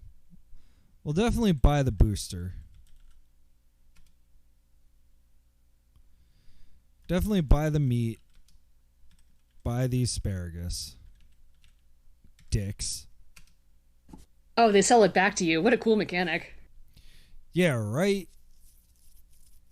Okay. So we do need to stop by the racing place again. Yeah, and 3K, that's cheap. Okay. So that head jack is a little bit cheaper, but it is a hard wire. Oh no, that's probably going to take points off our humanity score. So I guess we need to ask ourselves this now: do we want to be a badass robot dude, or no? I mean, we solved the one thing that I care about that I would become a badass robot dude for, which is near immortality. So, I'd prefer to be a human. I like my squishy meat parts. Alright, fine, we'll pay the 2,000 credits extra. We should get that salvage crane, though. Okay. And the rocket booster, I imagine. Yeah, I got the rocket booster. Oh, sorry. Salvage crane for 8,000 credits. I mean, we do have more than enough to buy a military EM shield, which is protection from laser weapons. That seems like a good investment. Yeah. I'm interested in this fuel tank. Like, this is the second fuel tank. What exactly would we need? But, yeah. Buy shield. Oh. Buy EM shield. You buy the military EM shield for 95,000 credits. Okay. So we did that. Is there anything else? I don't think we need a sawn-off blaster. Yeah, I think that's probably just a cheaper way to get the gun.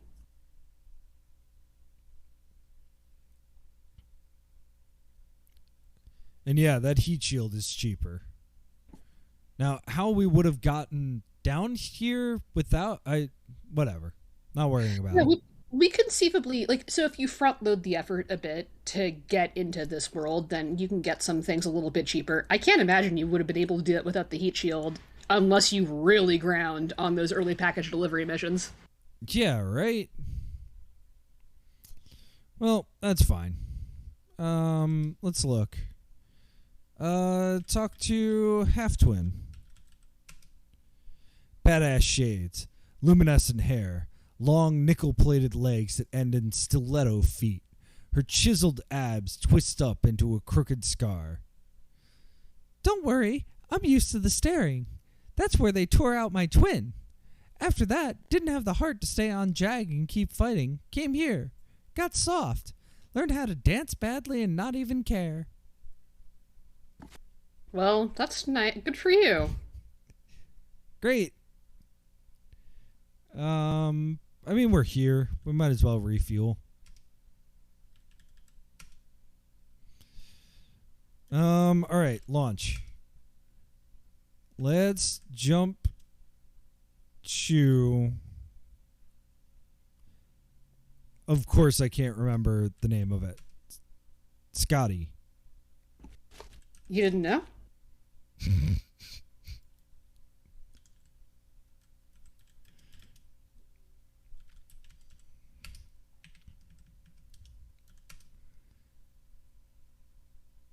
All right, land.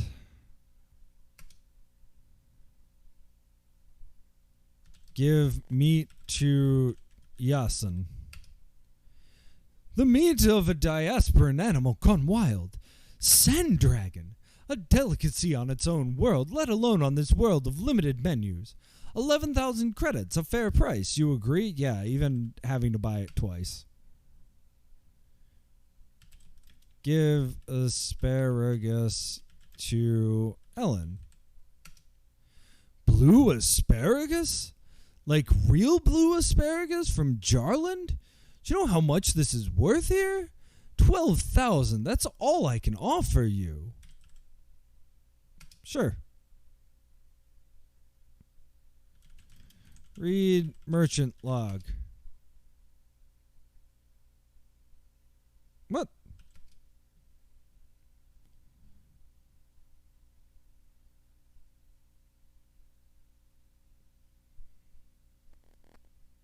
Oh, trading log.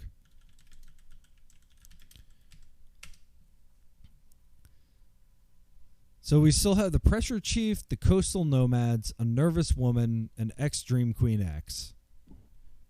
Well, there's still a bunch of stuff we haven't seen. Let's pick up the main plot and go over to Gossamer. I feel like that's going to open up a few more places. Totally.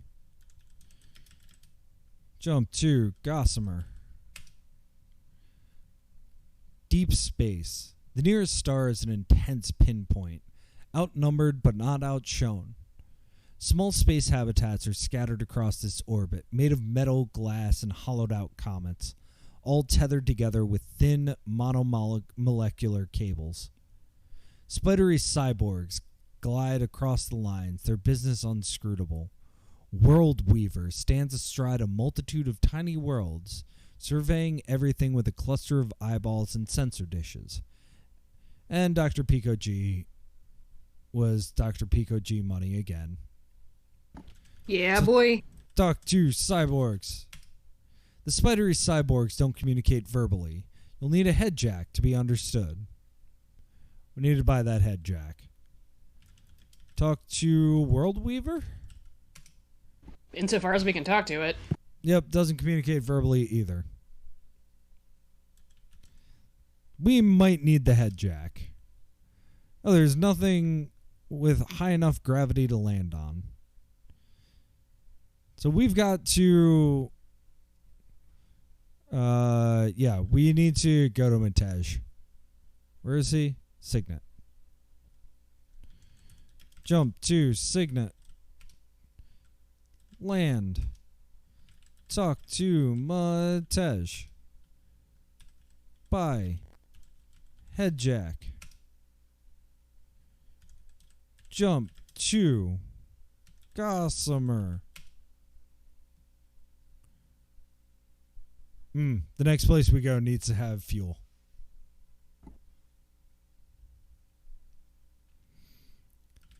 Talk to cyborgs. They query you with weird requests for data, adverbs from your mother tongue, visual memories of marble architecture, the sensation of eyes watering in a cold wind. You reply to each inquiry as best you can, and the curious party in each case responds with something equally enigmatic.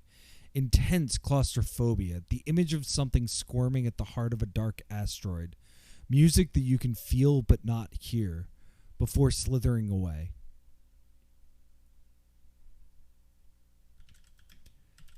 Talk to Weaver? I wonder if we can collect that music somehow and bring it to Dream Queen. Yeah. Huh. You send World Weaver a query for information on the Nomads. It replies with a vivid but alien memory of their vast, ungainly world ship jumping into the system. Its crew, tiny, fragile little wisps of meat from World Weaver's perspective, traded for knowledge of far-off, uncharted worlds. But these frugal, hyper-efficient cyborgs don't want for much. World Weaver shares the world ship's destination with you for free. Amarok. You add the new data to your star charts.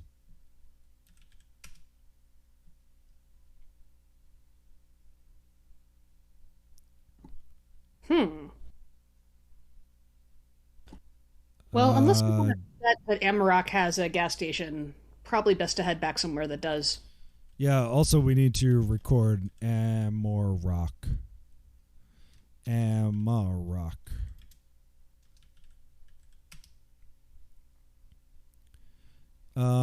We have not been to the hub.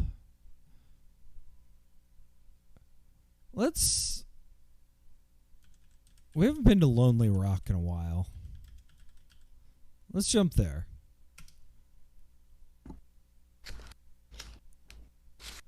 You have your jump limiter switched on, which prevents you from using your last unit of fuel to jump to somewhere outside the Diasporan Commonwealth. You can switch off the jump limiter if you know what you're doing.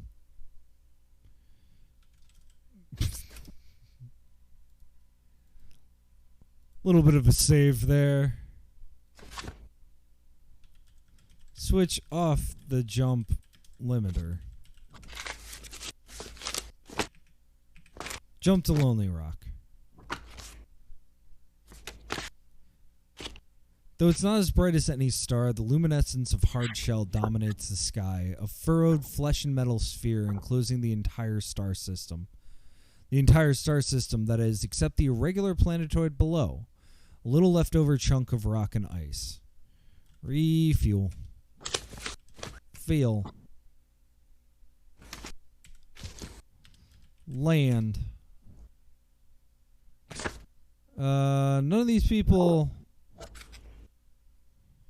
are useful. So let's jump to Amarok. Amarok.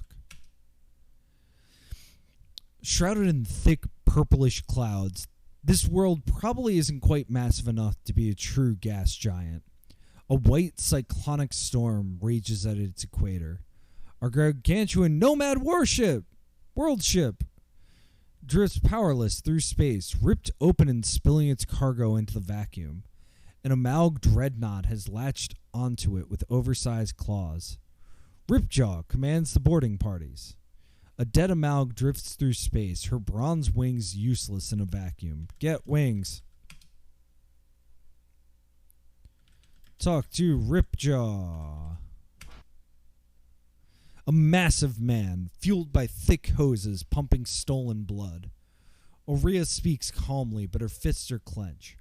What is going on here? His huge face is split by a smile. Just collecting some salvage, ma'am. And the ship's crew? After this catastrophic hull breach, we put them into cryo tubes for their own safety. Is there one in particular that interests you? Aurea just grits her teeth. He narrows his eyes at the Amalg emblem etched into your ship's hull. You know what? I got more nomads in cryo cryo tubes than I could ever need. You can just take the one you want. Burly Amalgs lift Prex's cryo tube into your ship's hold. Aurea examines it. Life signs are steady. The cryo tube is closed. Open. Nice. Cryo tube. Prex emerges glistening, naked, and bright blue-haired from the cryo tube. He looks around with sharp but cynical eyes. These are friendlier faces than I expected to see when I came out of that thing. Aurea helps him up. I need your help to get back. So, purely altruistic motives then. I've memorized Haven's jump vector. Just give me a terminal and I'll set you up. Can you get me some clothes first? You lend the man a jumpsuit. As he enters data into your nav system, he adds, She got bad back home, Princess. I got out just in time. You know, this ship's pretty cool. Might hang around a bit. Okay, finished. We're good to go. Did he just call you Princess? Yes? There's nothing you need to agree with right now. Okay.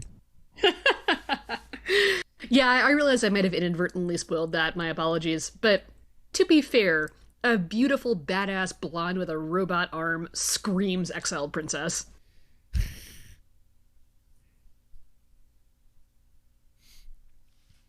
Oh, Aurea is the princess?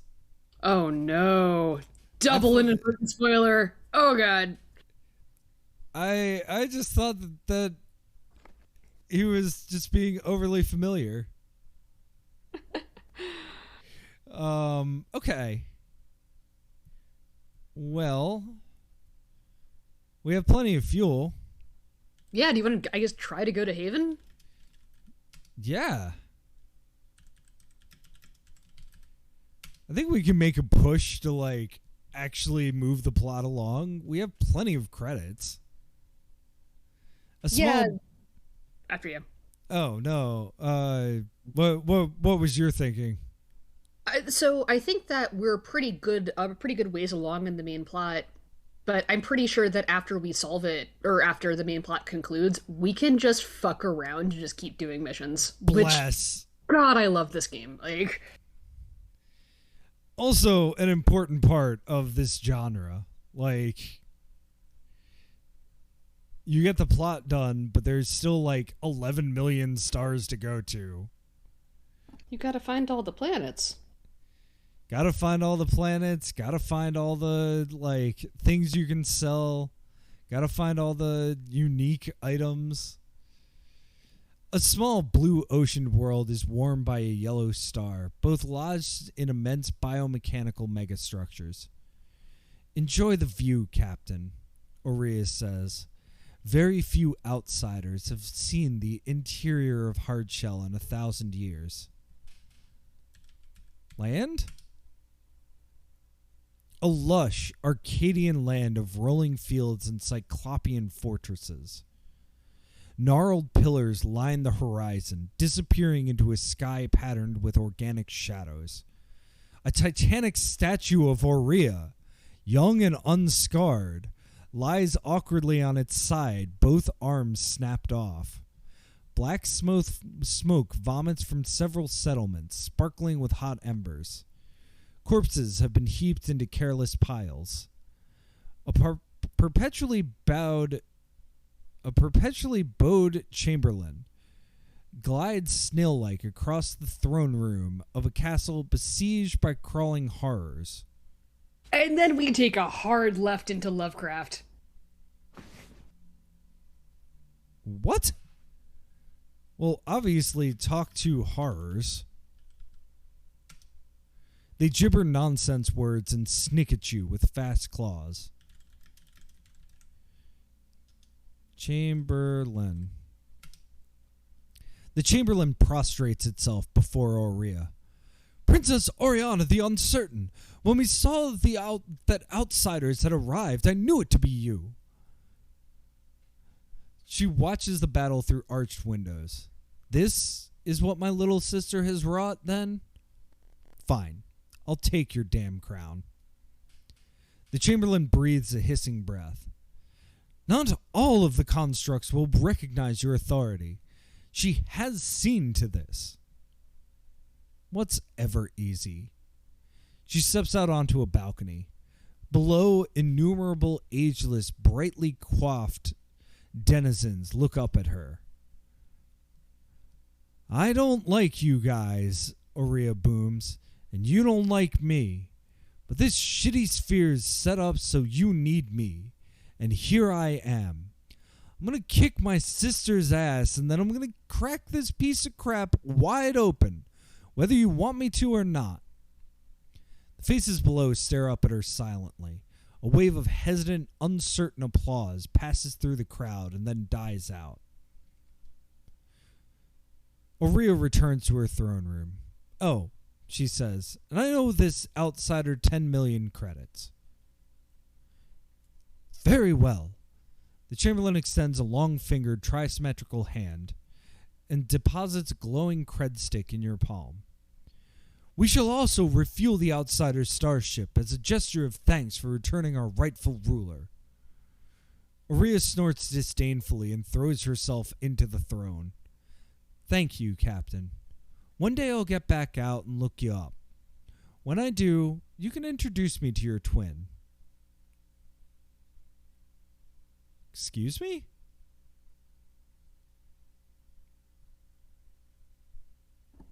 Well, do you want to go rescue our twin, or do you want to go do a little more side question? Oh, right. That was the whole point of getting 5 million credits. That's the point of the game. I'm like, what twin? I thought this was a fishing simulator.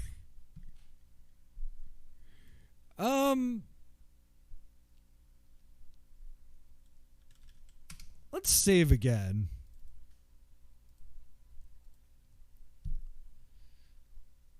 It's because we have fuel. I mean, we have the thing that we need to win. Do we want to win? So, if I remember correctly, let's go win. Because you will see shortly, it is not a all or nothing scenario. Okay. So, okay. Where do we go from here? Map. So, we started on Booney, right? That's the one. We have not visited the hub. Do we want to visit the hub before we finish Booney? Yeah, and we also haven't landed on a couple of places that I think we can land now. Yeah, so let's 100% the exploration part real quick. Oh, baby, if you think we're going to 100% the exploration part right here. So There's I've been trying to contain my enthusiasm because I feel like I popped my cork a little too early by spoiling, what was it? Necrotic Drift. Let's go turn our twin in and see the ending scene because it'll give you an idea of what else. No, let's do that. Yeah, I like that. Let me put it this way: if it's not gonna tally our score by whatevering our twin, then let's do that. So if I remember correctly, the end of the game actually does. Like, your twin just says, like, hey, you did a bunch of stuff, thanks for rescuing me, but you didn't win the space race, and you didn't turn in 3 of the whatever fugitives, and it gives you an idea of how much there is left in the game, which I really appreciate. Oh, I do love that. Okay, let me be honest. I want to, as much as we can, I want to take another crack at the space race. The bounty hunting, I mean, that's fine. That was just a means to an end.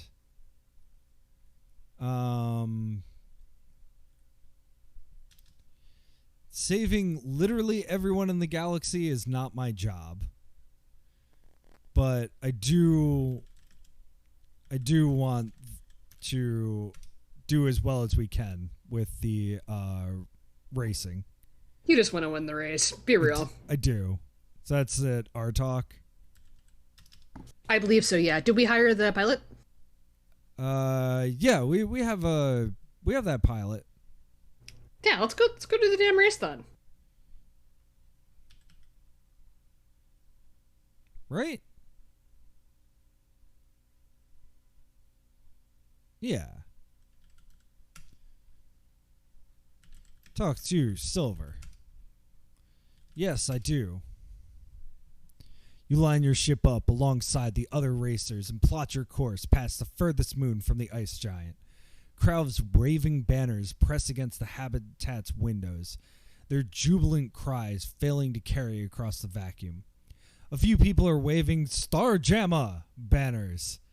Some of them even look like they're not actually joking. A glowing hologram of Silver throbs into existence beyond the starting line. Ready? Set? Go! You slam your ship's throttle to the max.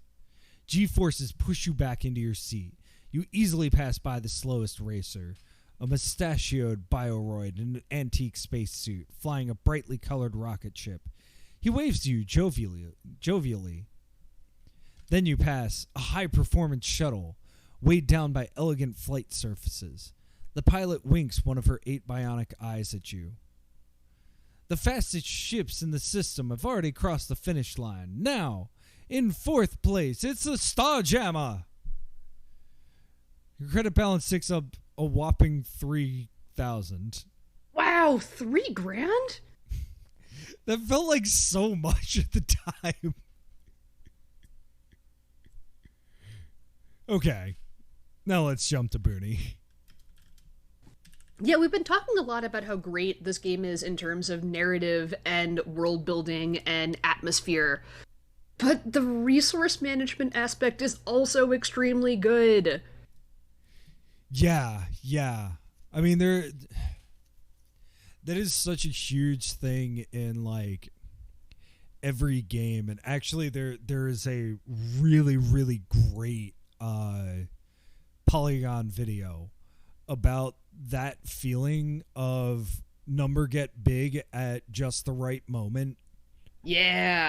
They were talking about like Vampire Survivors, but then they were like, here's like 50 other examples of this.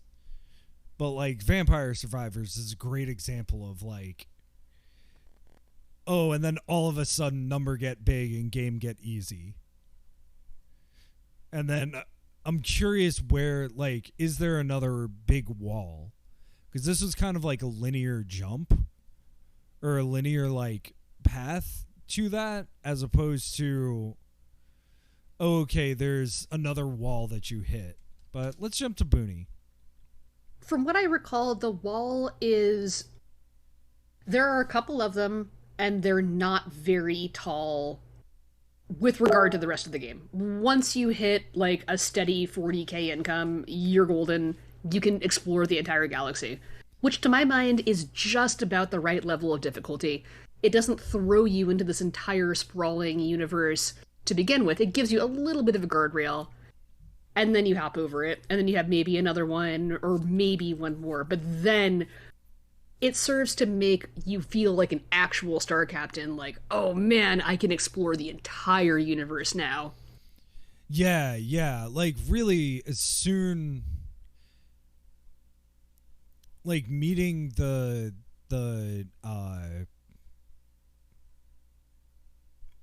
robots, like that was the moment.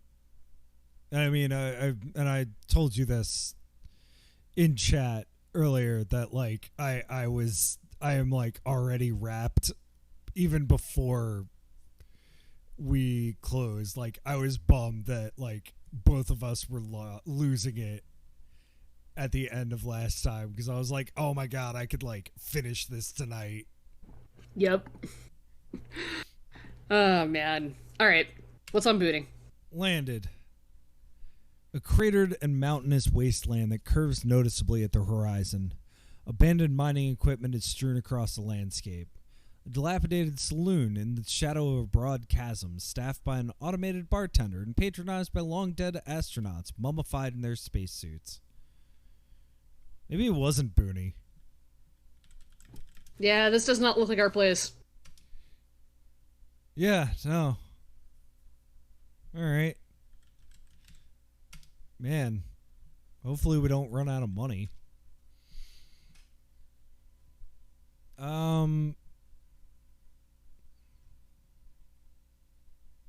Well, shit. Where are we supposed to go? Let's look at our, talk to Simon. Oh, yeah. I forgot about him. We could also read the debt note. We haven't talked to Simon in a long time. Cy lurks in the bowels of your starship, doting over the core systems. A bit too much radiation exposure has left him a cybernetically preserved head, floating, detached and jawless, in the space helmet of a heavily patched old EVA suit. His simulated voice rasps and crackles. Come to listen to an old rocket tech prattle on, Captain? Yeah, sure, listen. Yeah, he's got some good shit to say. In a very different time in my life, used to find myself in the Scotty canteen quite a lot. Wonder if the food's improved since then. The Amigo Republic's changed a fair bit since I last visited. Didn't need a visa chip in my day. Now you got one. We should see the sights. There's got to be an Amigo world we ain't been on yet, right? Venter is the place most people enter the Amigo Republic. Might be able to find some directions there. Alright, that's not useful. I mean, it is useful in that it tells us there's a world that we haven't found yet. Well, we haven't landed on. Oh, yeah. Oh, no, it's Autark. Well, fuck me. Jump all the way back across the universe. It's fine. Man, our twin better be fucking grateful for... Talk to Spitfire 6. Oh, yeah. Yeah.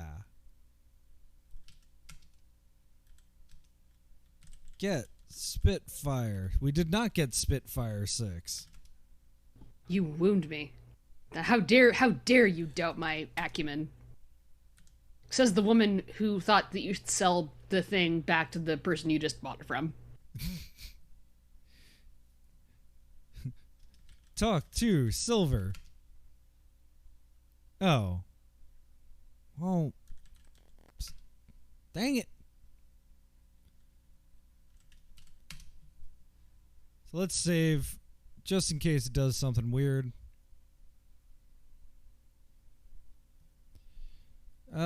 Talk to Snake. A long, limbless trunk of a man. I understand you've come into some money, Captain. This isn't usually how things go, but I do stick to my agreements. You can buy back your twin's cryotube for 5,000 credits. Nice save. Buy tube. Niv brings out the tube to the landing pad, flanked by armed goons. Well, Captain, he says, maybe you're not the complete reprobate I took you for. I have a lot of respect for those who pay back their debts. You ever need another loan, you come see us again. At that, he breaks into a wide grin and leaves, trailing laughter. His goons follow a moment later, unsmiling. You check over your new cargo. Life sign readouts are steady and the cryotube is closed. Open tube!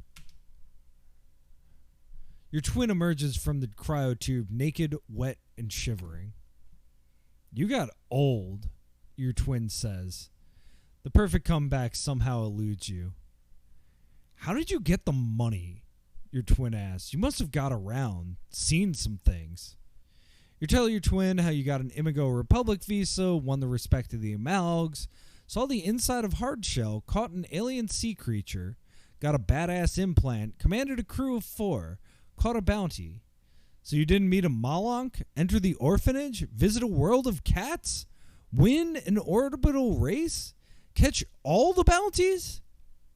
You admit that you didn't get around to any of that. Well, all the more for us to do together. You power up the jump drive and begin to plot a course. Your adventures continue. You gained 7 out of 12 achievements and visited 26 worlds and 70 jumps.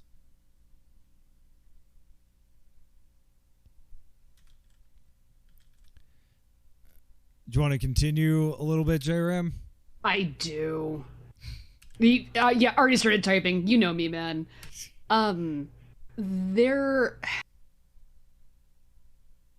I have a soapbox that I will not get on to its full extent right now about how the word delight has gotten overused in tech marketing. Not to put too fine a point on it, what my lovely co-host and I are employed in. This is the definition of delighting your user, right? You have gone, like, the point of a game, you have this narrative, you've gone through it, you rescue your twin, awesome. But there are other things to see. Yeah, I'm sorry. There is a world of cats. Obviously, I missed something.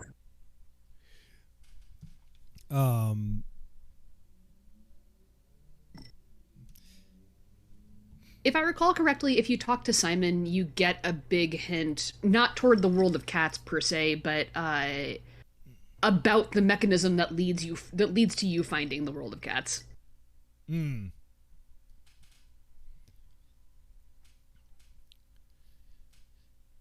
Yeah. I think first thing would be the bounty list. What is it called? Most wanted list.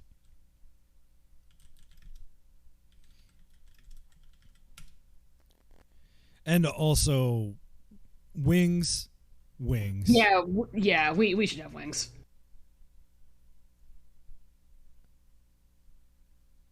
Okay. Maybe I'm misremembering. I could have sworn there was some kind of special ending if you got all of the cyborg parts and put them all in your body. I mean, that is potentially possible. It does say +1 badassitude.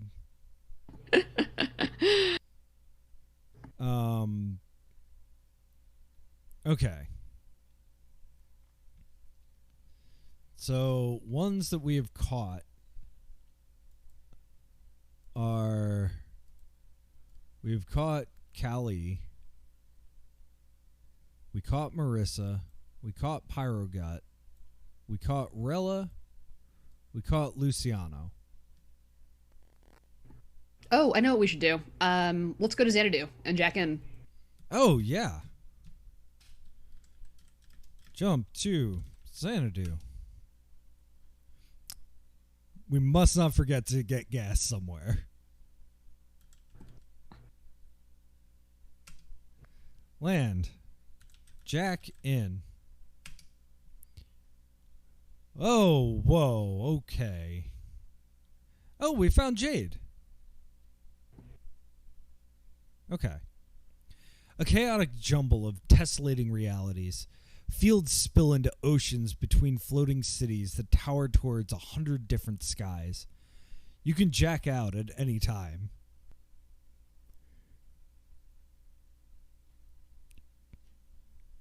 Sorry, took me a second to not do the obvious. It took every ounce of energy I had not to. I'm really There's glad. There's a time for everything. Ho!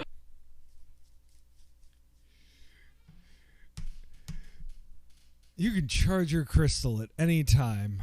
The virtual superintelligent Nephili sprawls through multiple domains. Bright colors and flowing shapes spill from the hands of a thought artist. Jade participates in an endless post-neo-electrical swing dance number.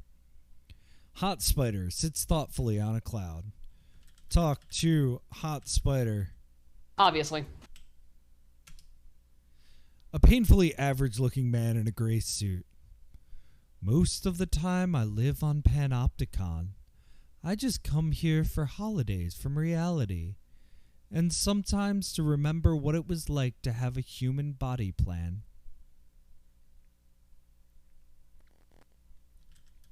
Talk to Jade. Her limbs are impossibly long. Her hair consists of rippling waves of electric blue. Careful! Don't ruin the rhythm! Arrest Jade. Xanadu acknowledges your authority as a bounty hunter and wraps Jade in virtual chains.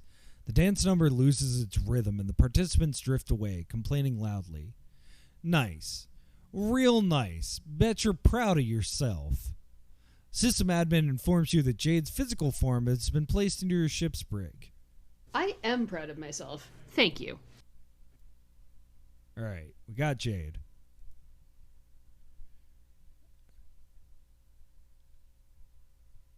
Talk to Artist. Oh, one day, he says, scattering winged rainbows from his fingertips.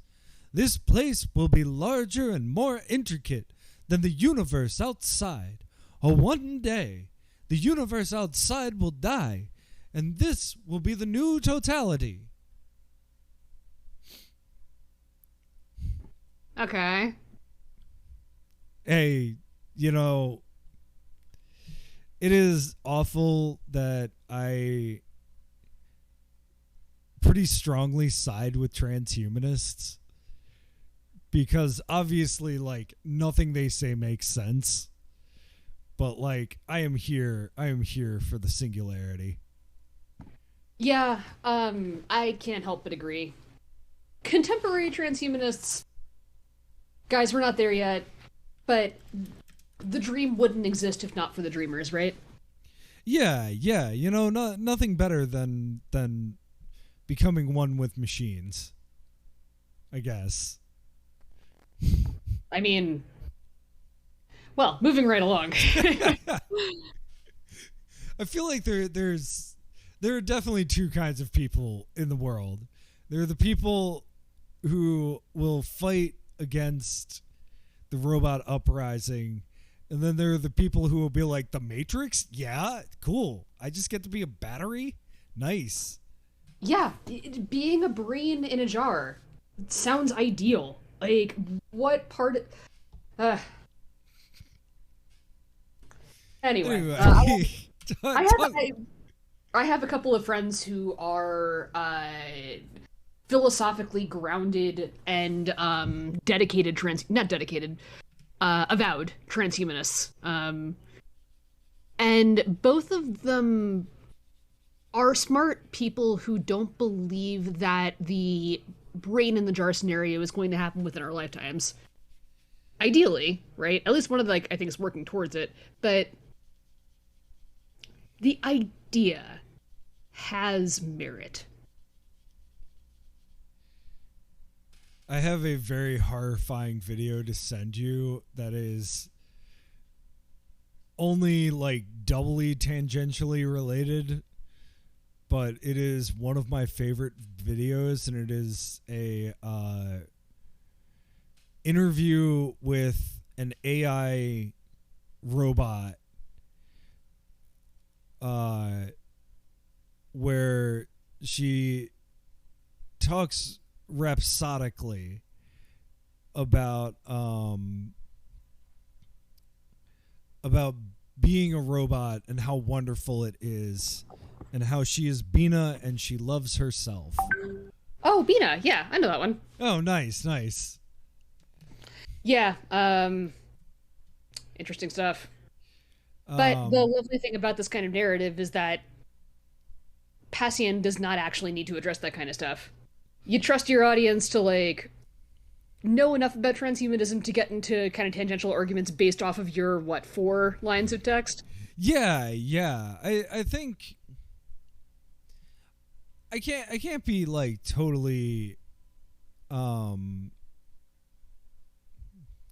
crank the music just a little bit quieter. I can't be totally, like, I don't know. It's hard when you make references to things, though, as, like, an author. Like, I guess at this point, though, The Matrix has been out for 24 years. 23 years. Yeah. Like, if you don't know the basic themes of one of the most like influential sci-fi movies of the past 23 years of ever though. Yeah. I mean, science fiction and it has always been a self-impressed world. Both of us are dorks. Both of us love it and we respect it, but both of us are enough realists to know that, right? The same way the baby boomers told themselves that Woodstock ended the Vietnam War. No, it fucking didn't. Yeah. But the thing about fiction, and particularly a genre fiction, is that it gives you vocabulary. It gives people vocabulary to talk about things that they didn't have before. It looks toward the future in a way that illuminates the present. And The Matrix, the concept of The Matrix, is one of the maybe few works of, like, recent contemporary sci-fi that can legitimately lay claim to changing the world in a small way. Because the idea of it also did bring about the MRAs, which is not great, but they were gonna find some kind of metaphor anyway, right?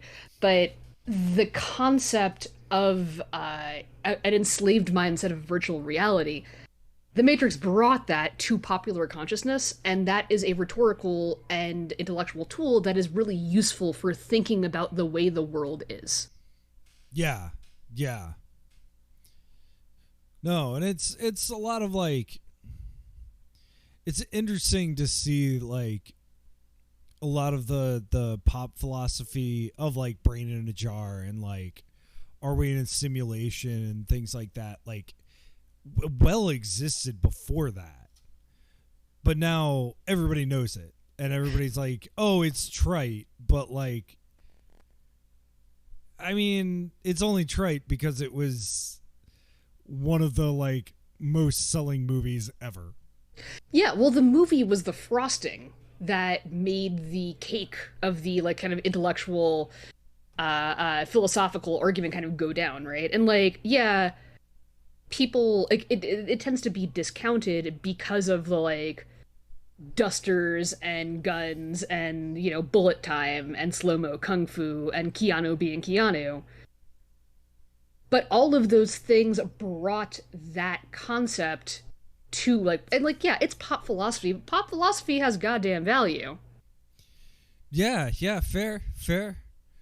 I will also go to bat for this is such a weird tangent off of 4 lines of text, but I will go to bat for the transition of fashion to like leather and latex in The Matrix as like this weird transgressive aspect of what the Wachowskis were trying to do.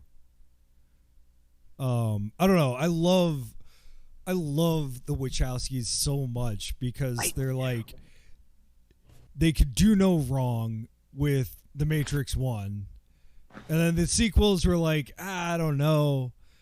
And then everything else they have done is so violently polarizing. And it's actually like my brother of all people who was like, yeah, I saw Speed Racer in the theaters. It ruled. Oh, it's like, fantastic. I don't know. Why did people think that movie was bad? Like, they made Speed Racer into a movie. Speed Racer is like not that great. Like, what were you expecting? Like, Shakespeare? No. It's speed. It's racing. Yeah, but it's real anime, and it gets what anime is about, is the thing. God, if we ever have enough subscribers to start doing side episodes the way that Rude Tales does, bonus episode on The Matrix, I could talk about that movie for a very long time. Have you watched it recently? The costume, like, yeah, okay, the fashion changing to latex and leather, etc. Those costumes are timeless. They're perfect. Everybody looks so fucking good today, 2022. Like, I have genuinely watched the only part of The Matrix that I've watched in maybe 15 years is the training kung fu scene. And the fact that, like, that is a legit kung fu scene. Because I watch a channel on Twitch that's just a bunch of kung fu movies. Please do not ask where they got them or how legal it is to just stream kung fu movies. But like, so I've seen a lot of very bad kung fu movies. It is very nice to see that, like, a genre that is very lionized can be truly wretched. Not just like, oh, haha, it's a bad kung fu movie, but like, actually the kung fu is really good, and if like it was not like badly dubbed, it would actually be a good movie. No, these are like wretched movies. Well, 90% of everything is crap, right? Let's get back to this game because yes, we should sleep at some point, I suppose. Yeah, so we're talking to Nepheli. It's a shapeless, a million colors at once, constantly shifting. It subjects your mind to a barrage of indecipherable information that momentarily stuns you and then leaves you with a vague sense of having a satisfying conversation. Okay. Well, we've talked to everybody here.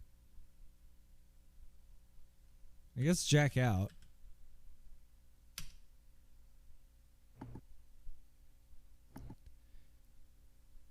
Can we talk? What if we... This is a little bit of a weird thought. What if we give the report to X... What the heck is her name? Dream Queen? X-Dream Queen. Maybe we can give it a shot. This will not entertain my dreamers. Okay, fine. Yeah. Fair.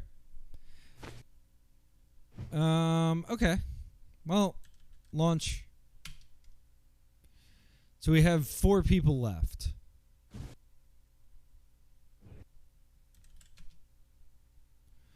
Or we could go to the Imigo Republic. Or we could try to land on Orphanage. Let's try to land on Orphanage again. We need gas. Let's get gas.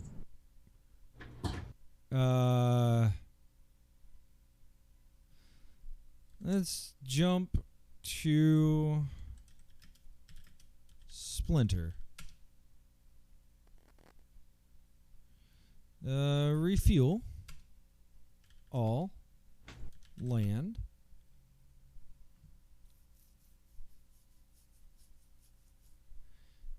Alright. Jump to Orphanage.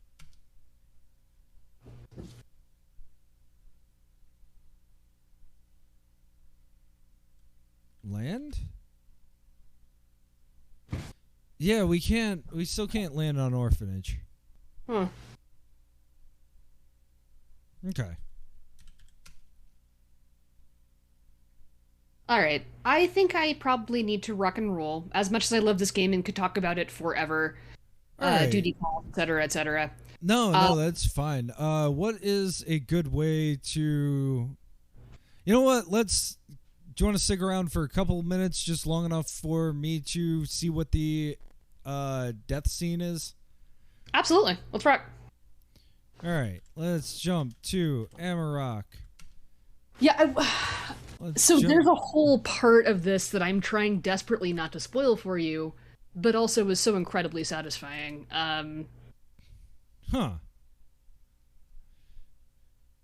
Let's jump to Diallo. Did we save? Yes, we saved right following everything. Nice. It's fine. Jump to yeah, let's jump to where is somewhere with no anything. Let's jump to Gossamer. Gossamer doesn't have anything.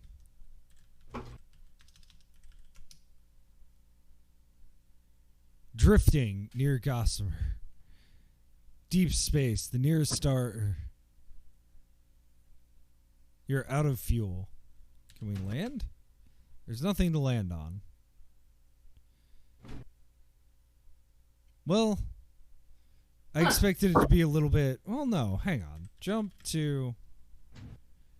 Let's try to jump. Let's jump to... Source 3.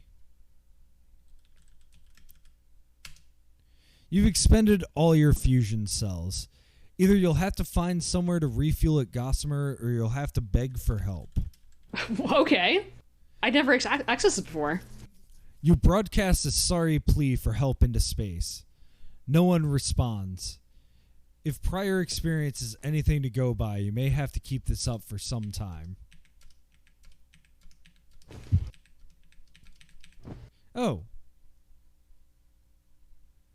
You broadcast a sorry plea for help into space. With a bright flash, Niv's spaceship jumps into orbit. He appears on your comm screen, smirking. Always happy to help out a paying customer. I'll give you a tow back to the Commonwealth. Nice. Okay, so it's not even really a God, I love how forgiving this thing is. Like... Yeah, that is pretty rad. So let's save here. Fine. I'm doing it. So let's look at the map. Okay. Or maybe talk to Simon again. Are there any planets that you see that you could maybe logically infer there's another related planet?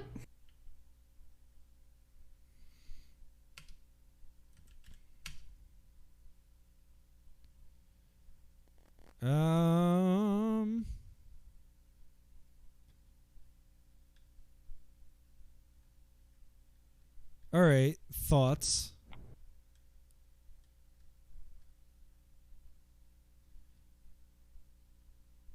Diallo, potentially.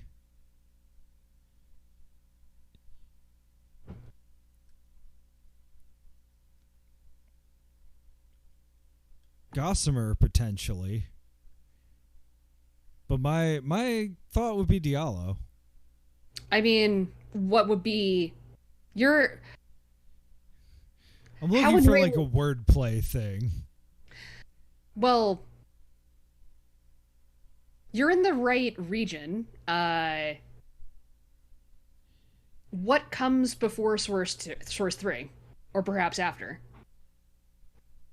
Oh, that there's potentially other sources? Let's give it a shot. Okay. Jump to source 1? Oh, Pat. We need to refuel. Hang on. Jump to storm. Refuel.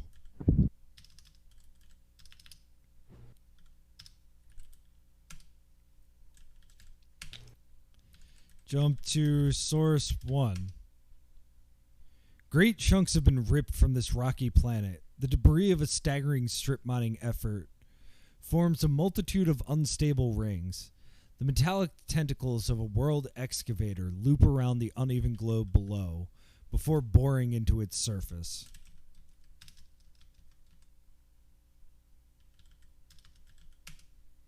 The noises you receive in response are not intelligible to you. Okay, jump to source 2. A small rocky world ringed with debris. An embryonic world excavator gestates in orbit, guarded by a serpentine war beast. Talk to beast. Screeching static and electronic noise coalesced into 3 words. Keep your distance. All right, jeez.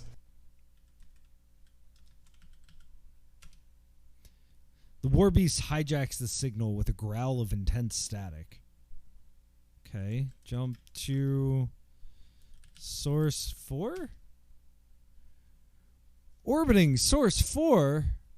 Somewhere we can land. Oh, I guess we could have landed on source 2, too. Rocky plateaus rise from dusty plains across the face of this planet.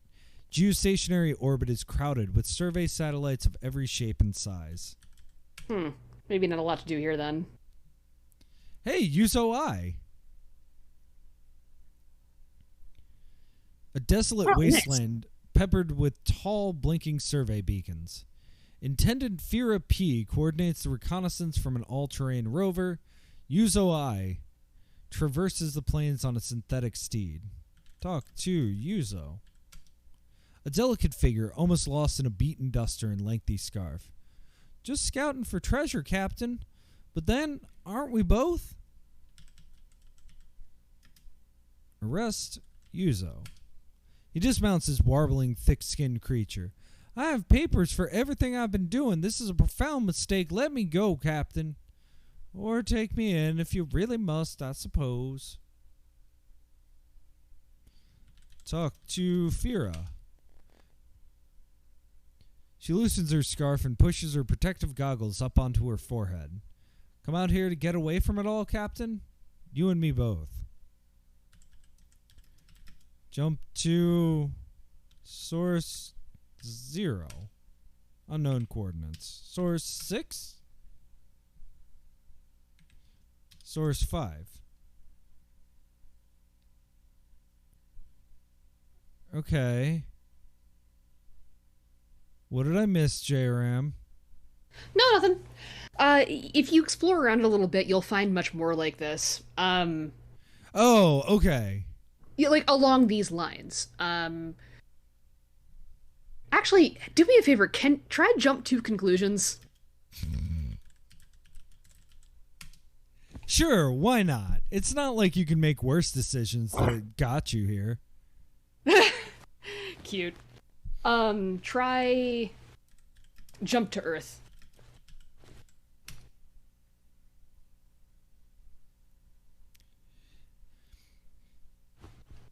It's difficult to find an orbit that doesn't intersect with worthless space junk.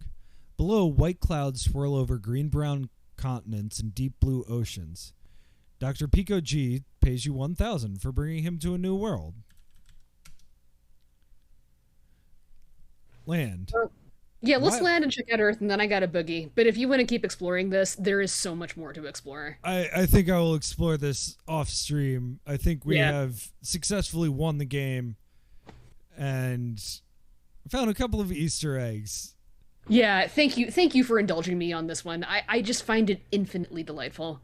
But yeah, we're on Earth. There's wild trees and shrubs that burst through cracks in the concrete and asphalt ground, climbing fractured, empty-windowed, crumbling skyscrapers. Vibrant shanty towns of recycled building parts and rusting vehicles are stacked haphazardly at their feet. Brightly dressed crowds press close around your ship. Talk to crowds? You try all the languages you speak well. Nakris, Artiglot, Astropatois, even your own mother tongue, but no one seems to understand. Random phrases you picked up from other languages similarly draw a blank. The people seem cheerful enough. Many try, with gestures, to sell you worthless knickknacks. Towards the back of the crowd, you notice a biomechanical android of an unfamiliar design.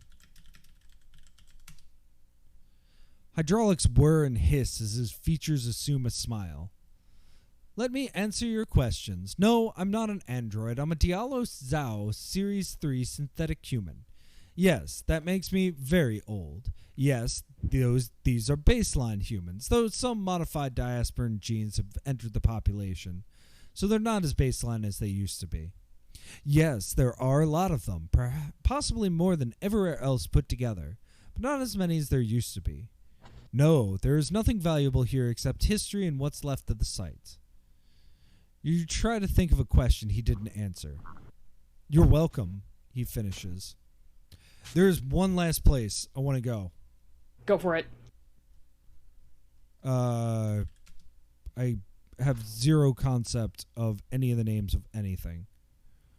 What was the name of the